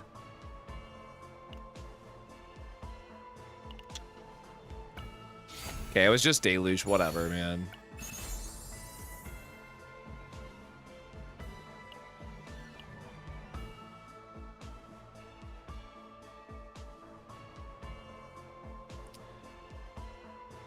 That's fine. We don't care about the shield. Bro, is this worth getting? Oh, wait, no. The extra boss does not give you a copy. The extra boss only gives you a mythic reroll. And this is not worth wasting my planet on.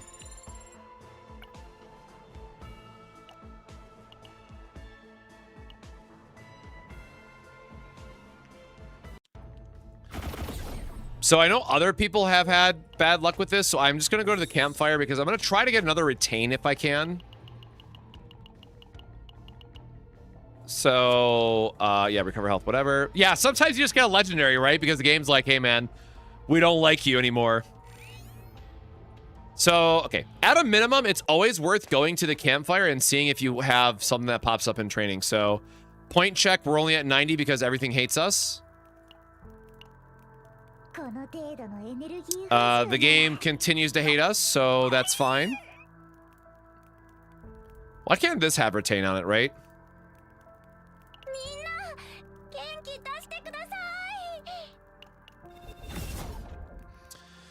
And now we should still get our, we should still have our tier 14 planet.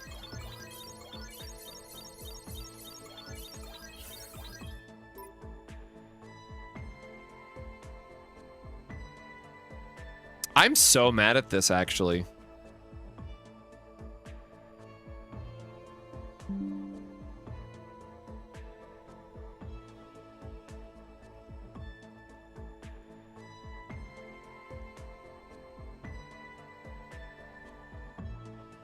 So that would have been, so really quick math, that would have been what? 140, because the last copy is 50. So 140 out of 170 gives us 30 points, which is enough for a divine or... Oh, this didn't even upgrade either. So we could have got 2 hidden bullets and 4 opening found would have been like the finished version of this. That's fine.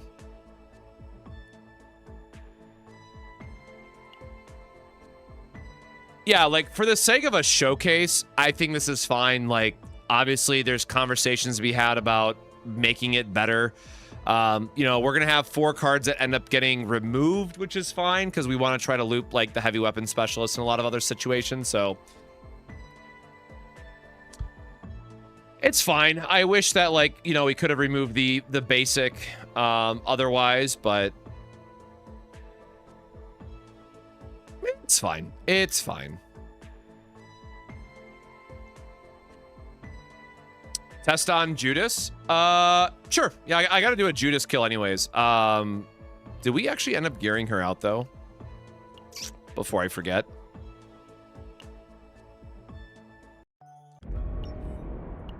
Combatants. Like, she's low on damage and stuff, right? Because, like, I don't have...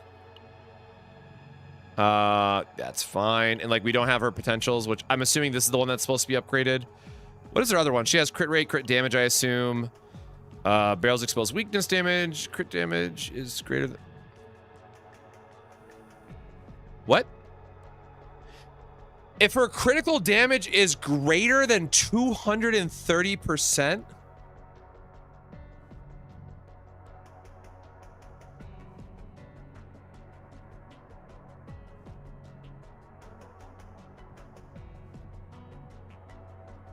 Anyways, fuck.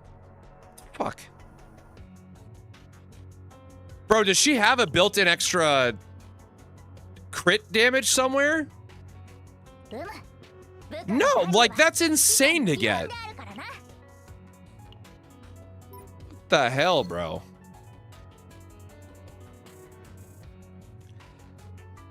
Who's the best team for Mika if you want to farm her best save data? Mei, Lin, Veronica, and Mika. Yeah, like I don't think I have. Oh, you know what? No, that means you're giving up. You know, I know what that is. The only way to get that is if you use crit damage on your memory fragment, right? If you use the crit damage on this one, which I don't think I even have a crit damage, right? Okay, there we go. Barrel's nodes is all about rolling this for crit damage, which I don't agree with that whatsoever, right? There's no way that this is correct. The only way to activate Barrel's shit is by having crit damage on this piece, which is never going to be better than just running a normal ass crit chance, right? I don't like that. Yeah, for 10% damage, right? Like not anything. All right, we are going to test this. I will be right back though, to just go drop this off. So time check. If you've been here since the start of the stream, go drink some water really quick. And then we're going to test this with the full team. So while I'm taking care of this really quick, if anybody has a certain like team comp that they would recommend or have seen, let me know. Otherwise, I'm just going to use Mika, Veronica, Beryl and try that, I guess. So yeah, let me know. I'll be right back.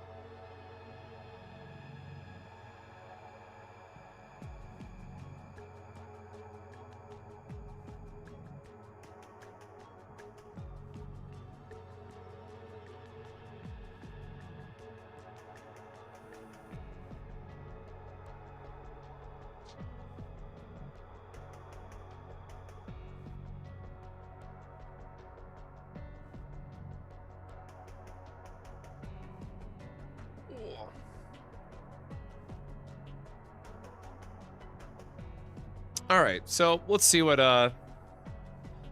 this can actually do. Did Twitter just crash? Man.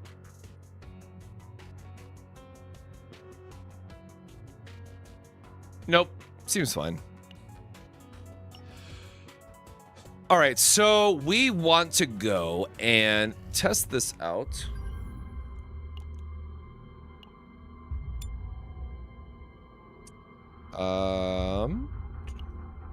I am too lazy. I'll just do it one by one. Then Feral. Again, her damage is going to be a little bit lower, but that's fine. We have our AP one, right? Yeah, so we have our... Oh, you know what? But we don't have a...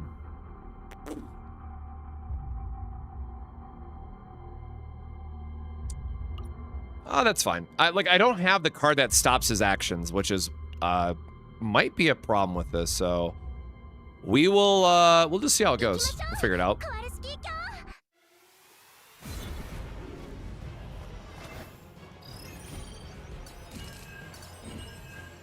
Oh, no, no, no, no, no! Not auto, you son of a... Ah, god damn it.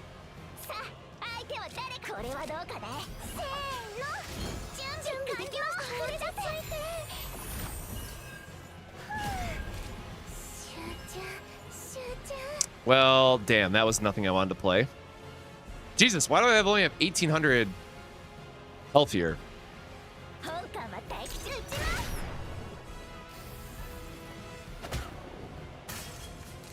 I mean, 171 shield's nothing to 撃ちましょうか。このベロ to sneeze at, I guess. があるんです。慎重に。元気が出ましたか。準備できました。手伝います。撃ちます。隙だらけだね。 Yeah, I'd like to find my other upgrades here would be nice. 元気が出ましたか。 There's a lot of damage. I'm just gonna eat randomly. 相手は誰？本艦が助けようぞ。本艦これはどうかね。元気が出ましたか。 Yeah, that's gonna be a big ouchies from me.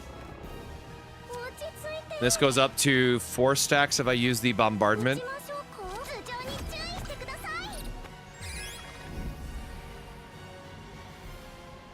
撃ちます。隙だらけだね。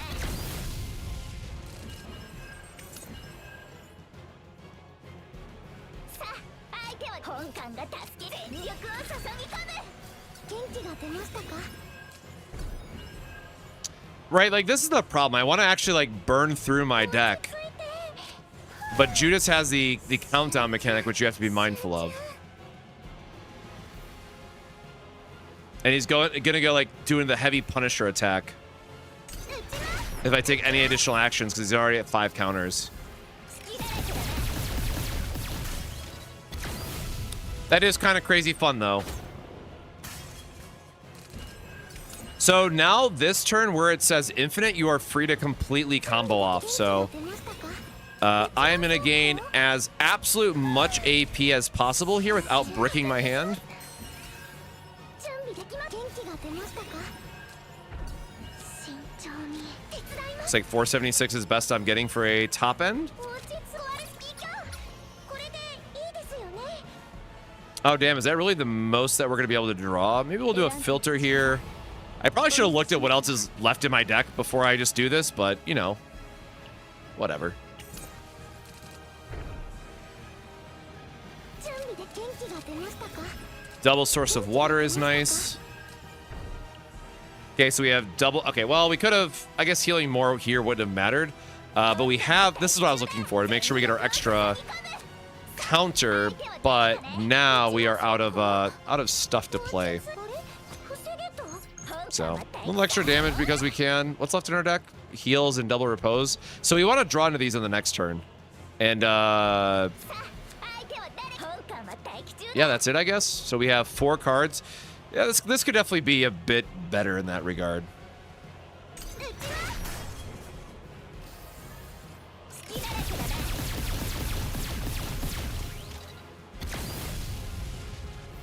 Yeah, that's a bit unfortunate.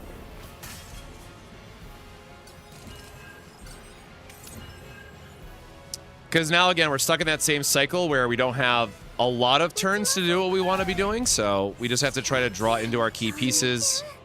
確認します。 We want to find, like, Blessing of Waves and then pass to kill him before he transitions, and then try to just tank the next hit. So a bit unfortunate there, so we will eat the discard here. Oh, wait, how does it work with Ballista versus opening fire? Shit.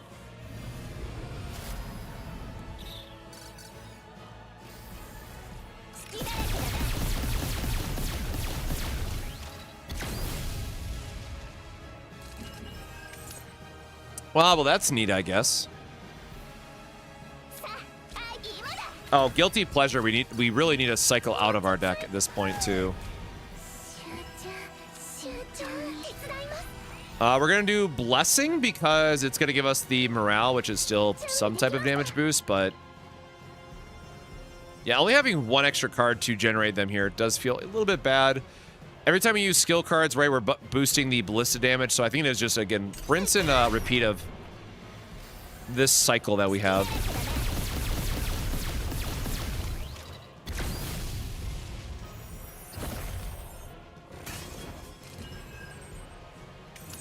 Uh-oh.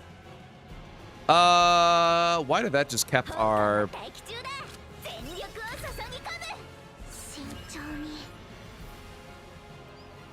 準備できました元気が I 出 do want to heal up a little bit here, I guess.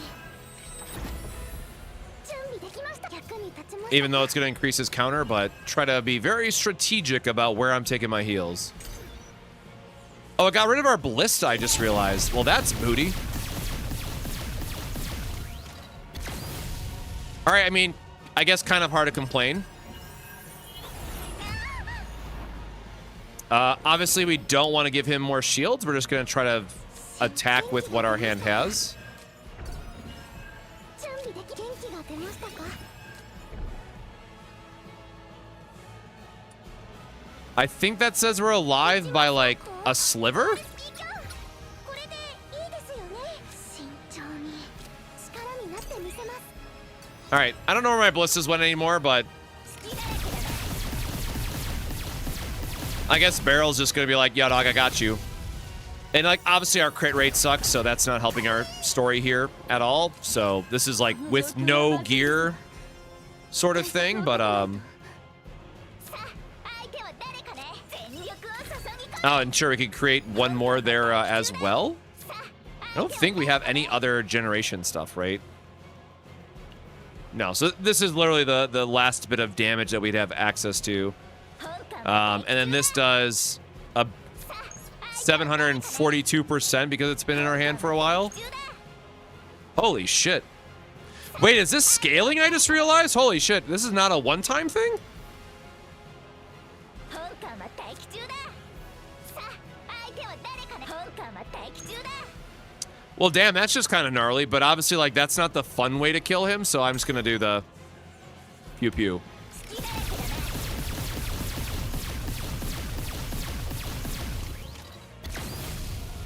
大当たりです They're not summoning because you have 5 retain. Oh, yeah, duh, because hand limit's 10 and we have 5. That totally makes sense. おかげです So in that case, you probably don't want to have Veronica anyways. Well, Veronica's still so good for this setup, though. What else can boost Barrel's damage? I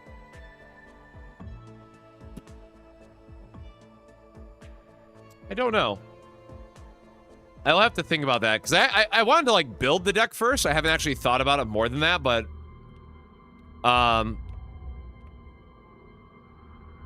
Yeah, because Orlea just triggers retain cards, right? Is her thing?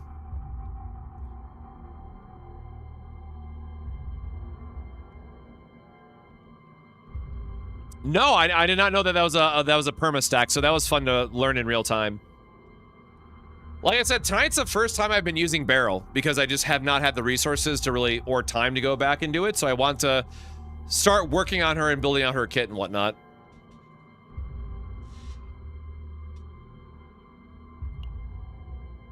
うむ部下の管理は指揮官の基本であるからな And it's all extra attack damage. So yeah, it really would just be Orlea, I guess.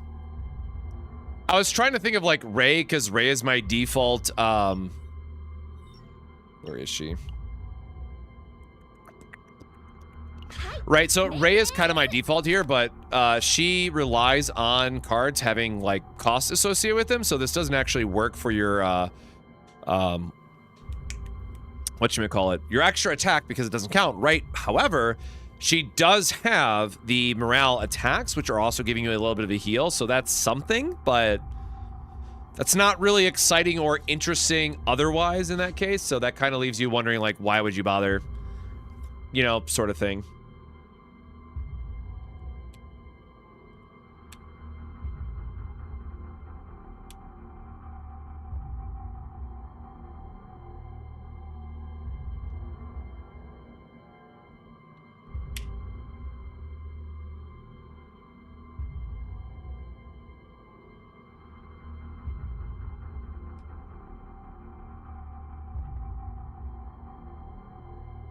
How'd you make Beryl hit this many times with retain? She was hitting 10 when she only had 5 cards. So with Beryl, you want to copy her opening found upgrade. So this way, for every upgrade you have and for every retain. So if I have 5 retain cards and if I have 1 upgrade, it's going to hit 5 times. If I have 2 opening found upgrades and 5 retain, it'll hit 10. and then 15 with opening found. Well, that's why I'm just trying to consider what other options there might be, right? Like, morale is still going to be a flat, as far as I know, morale is still a flat damage boost across the board. So this is like one other way to boost. But this is not ideal. Like, this is not something that I would be like, oh my God, everyone use Ray and barrel, right? This is like me trying to scrape the barrel of, like, no pun intended, of like what else could we use to boost her damage and get a little bit more. Now, like, obviously I have to upgrade her potential. She needs better memory fragments, stuff like that. But I don't really have anybody else that can showcase or work with her, right?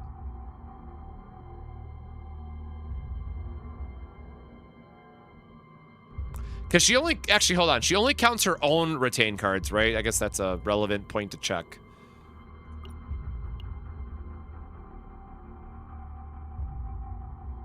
Yeah, own cards. I'm like, maybe there's something here with like bullets and whatnot, but I haven't had luck.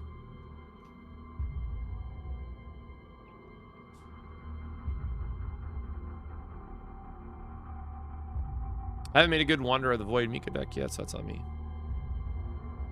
Yeah, if you're trying to do like spam heavy builds, I would definitely recommend having Wanderer of the Void or like whatever that action stop count is, but excuse me, otherwise your best bet is just learning the mechanics, because Judas does have a phase in his stage 1 that the infinity symbol comes up and he does one big attack. During that turn, you are free to cast as a billion cards if you want, right? And usually on that turn, you want to loop through all of your setup, where building up to that stage, you don't want him to get stacks. And then in stage 2, you really just have to make sure you have the damage output to not have to use his shield cards so that you can effectively take him down. So that is, it's a little bit of learning that mechanic and knowing how your team can mitigate it the most, but, you know, it definitely can leave a bit to be desired when you're struggling to find the right pieces. I wonder if Ember can be triggered by extra attack. I do not know the answer to that. Can I swap Mika with Orlea in most teams? I won't say most teams. You certainly can. They do fill a bit different of roles. So do keep that in mind.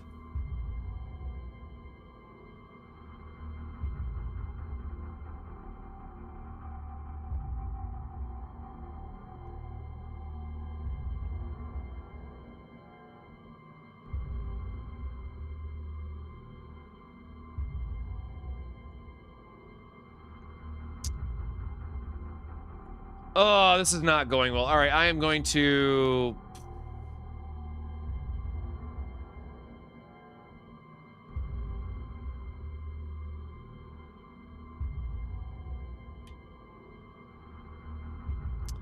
All right, A/B testing is definitely not where we need to be.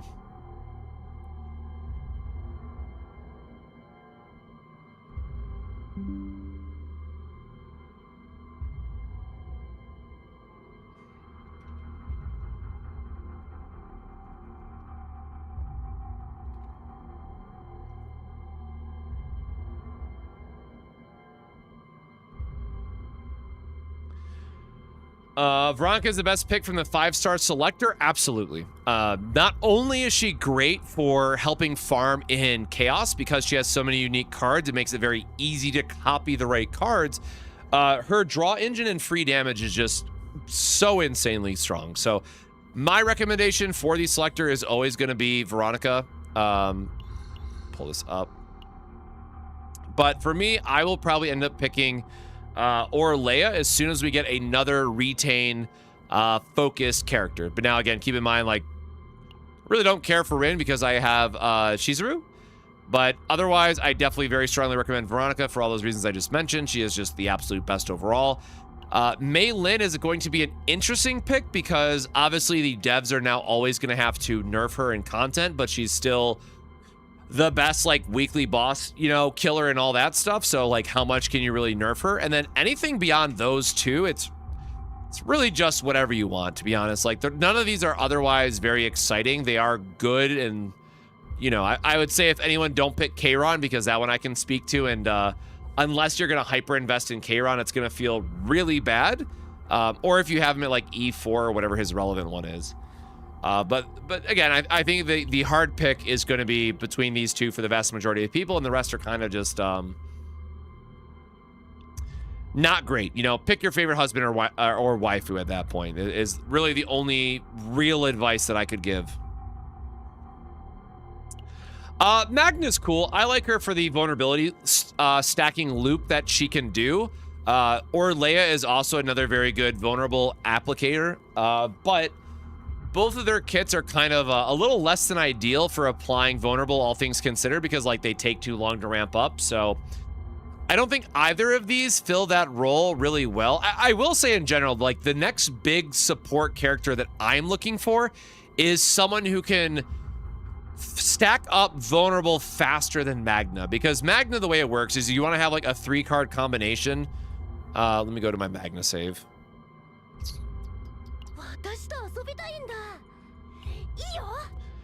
So the whole thing about Magna is that you want to stack up these 3 upgrades, which you can cast them for free with Nexus, or it just is very expensive otherwise. And so you want to stack up all these upgrades so that at the end of every turn, you're gaining shield, applying 2 vulnerable to everybody per hit, and you know, getting like a small amount of shields while having like a very small deck. And then otherwise, you can still rely on Frost Charge to give even more stacks of vulnerable. Now, the downside is that in order to get all of this to work, you have to have someone else who can very quickly ramp through your entire deck, so you're thinning it out as quickly as possible, which in that case is going to be, where's my Veronica? In this case is going to be something like Veronica, who is going to ramp up your AP as well. And then your last slot is just going to be kind of whoever you really want for like big damage numbers. But the downside that you immediately realize in going down this path is that you don't have somebody who can then also apply things like morale, so that you're doing the most damage possible. So your third option for this team that we're talking about overall would be somebody like Chizuru, who is going to go into this like big multi-hit combination, who can self-boost her own stuff. Now, the awkward thing there is that like this is automatically self-defeating a little bit, because you're going to get such less value off of somebody who's trying to do like these 50-hit combos, because you simply cannot stack up vulnerable fast enough to get as much damage out of the full combo that you're building up to, right? Because this will eventually be like a, you know, 40, or wrong card, I guess. This is going to be something like a 40-hit Shadow of the Moon with X amount of damage, right? Where instead, something like Morale is going to do a lot better. So this is where it gets really awkward. Like, we don't have exactly the right team. Like, there's always a piece missing from this puzzle. So in spirit, I really like what Magna can be doing, but she just doesn't have quite all the right pieces that works in a team. Like, she's just a little too slow. So the big thing that I'm looking for in like the next big support that is going to be like the must pull support is someone who's able to provide a lot of morale while also providing vulnerability, which again is definitely one of the biggest damage boosting options in the game. Yo, Temple Knights, thank you so much.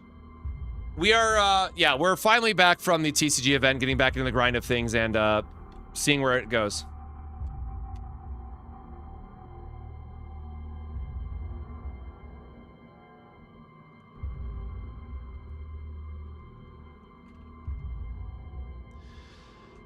Where did I just go?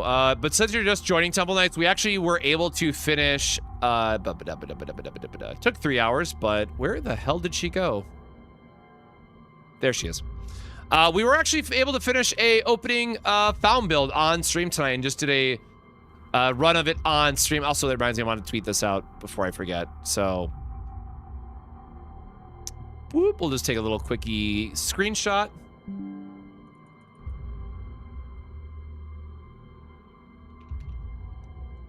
Before I forget, what?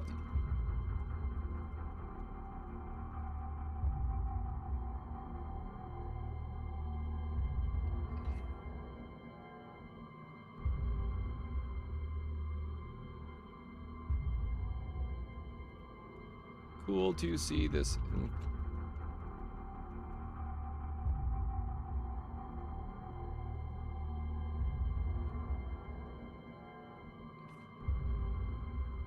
damage.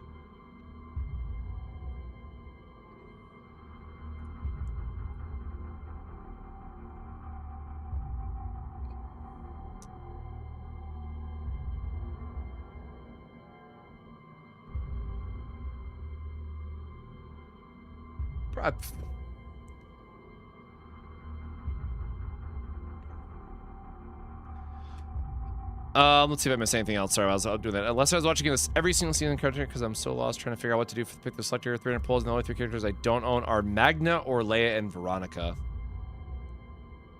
Yes, your option between those 3 is Veronica by a very, very significant margin.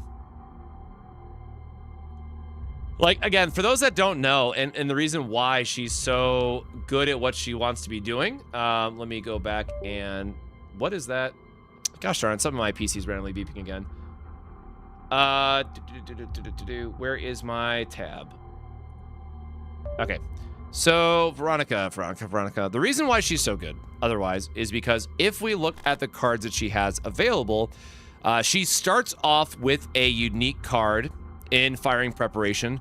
One of the cards that she will just naturally get as you're playing is bombardment prep, which also has unique, and then pendant has unique if you find the right upgrade. This is really good for 2 different reasons. One, it gives you a lot of damage right as her kid as you're taking her through chaos that you just get for free. And 2, more importantly, unique cards can't be copied, so it means less cards that are going to be in the total pool by the time you're going to the interior boss. So for me personally, and again, for the sake of how, where is she? For the sake of how invested my Veronica is, like, yes, she is fully invested in this regard, but it's one of those things that you really want to make sure you have good memory fragments and all that stuff before you try to make her into a carry for what this is lining up to be. So this is where I would recommend, again, if you are able to pick Veronica for your selector, invest, make sure you upgrade her stats. Again, I'm lacking myself a little bit here just because I don't have the crystals for these because it takes just so damn much. Make sure you upgrade her unique node because that's where all of her ballistic damage is going to come from. And then again, make sure that you have actually decent, make sure you have decent memory fragments as well. Now this should be the 2-2-2 split, but I just don't have enough memory fragments to go around. So I'm kind of using what I have in this scenario. So I am going to be stuck with this.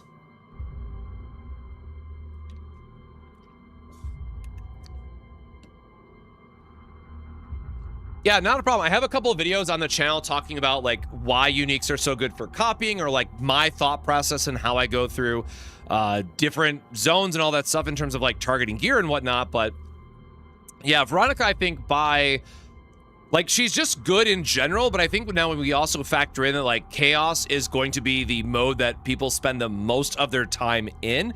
And like I said, she was my first 60 at this point. She does so much damage. I have her fully upgraded, and she is just my go-to recommendation for chaos farming, for balancing out teams with her insane draw ability. Like, she just does so much for every team that she is truly like the only tier 0 character in my mind. Obviously, Mei Lin is very good as well, but if we just think about someone who can like literally do it all in every aspect of the game, you know, Veronica and Mei Lin are like the 2 that come to mind. So Veronica, I just gotta give a shout out for because she is more versatile than Mei Lin, but Mei Lin is definitely gonna be like your main damage dealer and all that good stuff. Now, unfortunately, I do have to go into the office tomorrow, so I need to wrap up the stream here. I will say, if you can help out, please make sure to go drop a like on that last video because I put a ton of time into it. I wrote a full script. I literally spent 2 full days working on it. And in the video, I talk about why you should be farming certain chaoses and like how to know what gear drops from what faction so you can go farm it and really just, if a future item comes out, the best place for it. So I try to make it as future proof as possible for whenever we get the next chaos and what enemy types that we can look forward to. So hopefully that video will trend positively so enough people will see it, because again, it is more of a future-proof, higher-level conversation of what to look for and how to farm very specific gear items that for every single 5-star, like where do you want to farm? and all that good stuff. But otherwise, if you want to continue supporting the channel and all that good stuff, make sure to like and subscribe to our YouTube channel because it does help out a ton.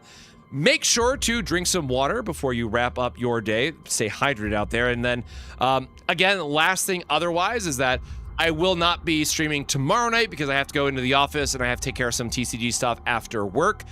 Friday, we will be back for another stream. And then Saturday, I leave for holiday because it is Christmas and all that good stuff here. So I will be out of town, but I will try to still do our Day 1 Serennial banner review video. I just might be a really scuffed, off a laptop stream and all that good stuff. So until next time, my friends, stay safe, stay hydrated, and we'll see you next time. Cheers.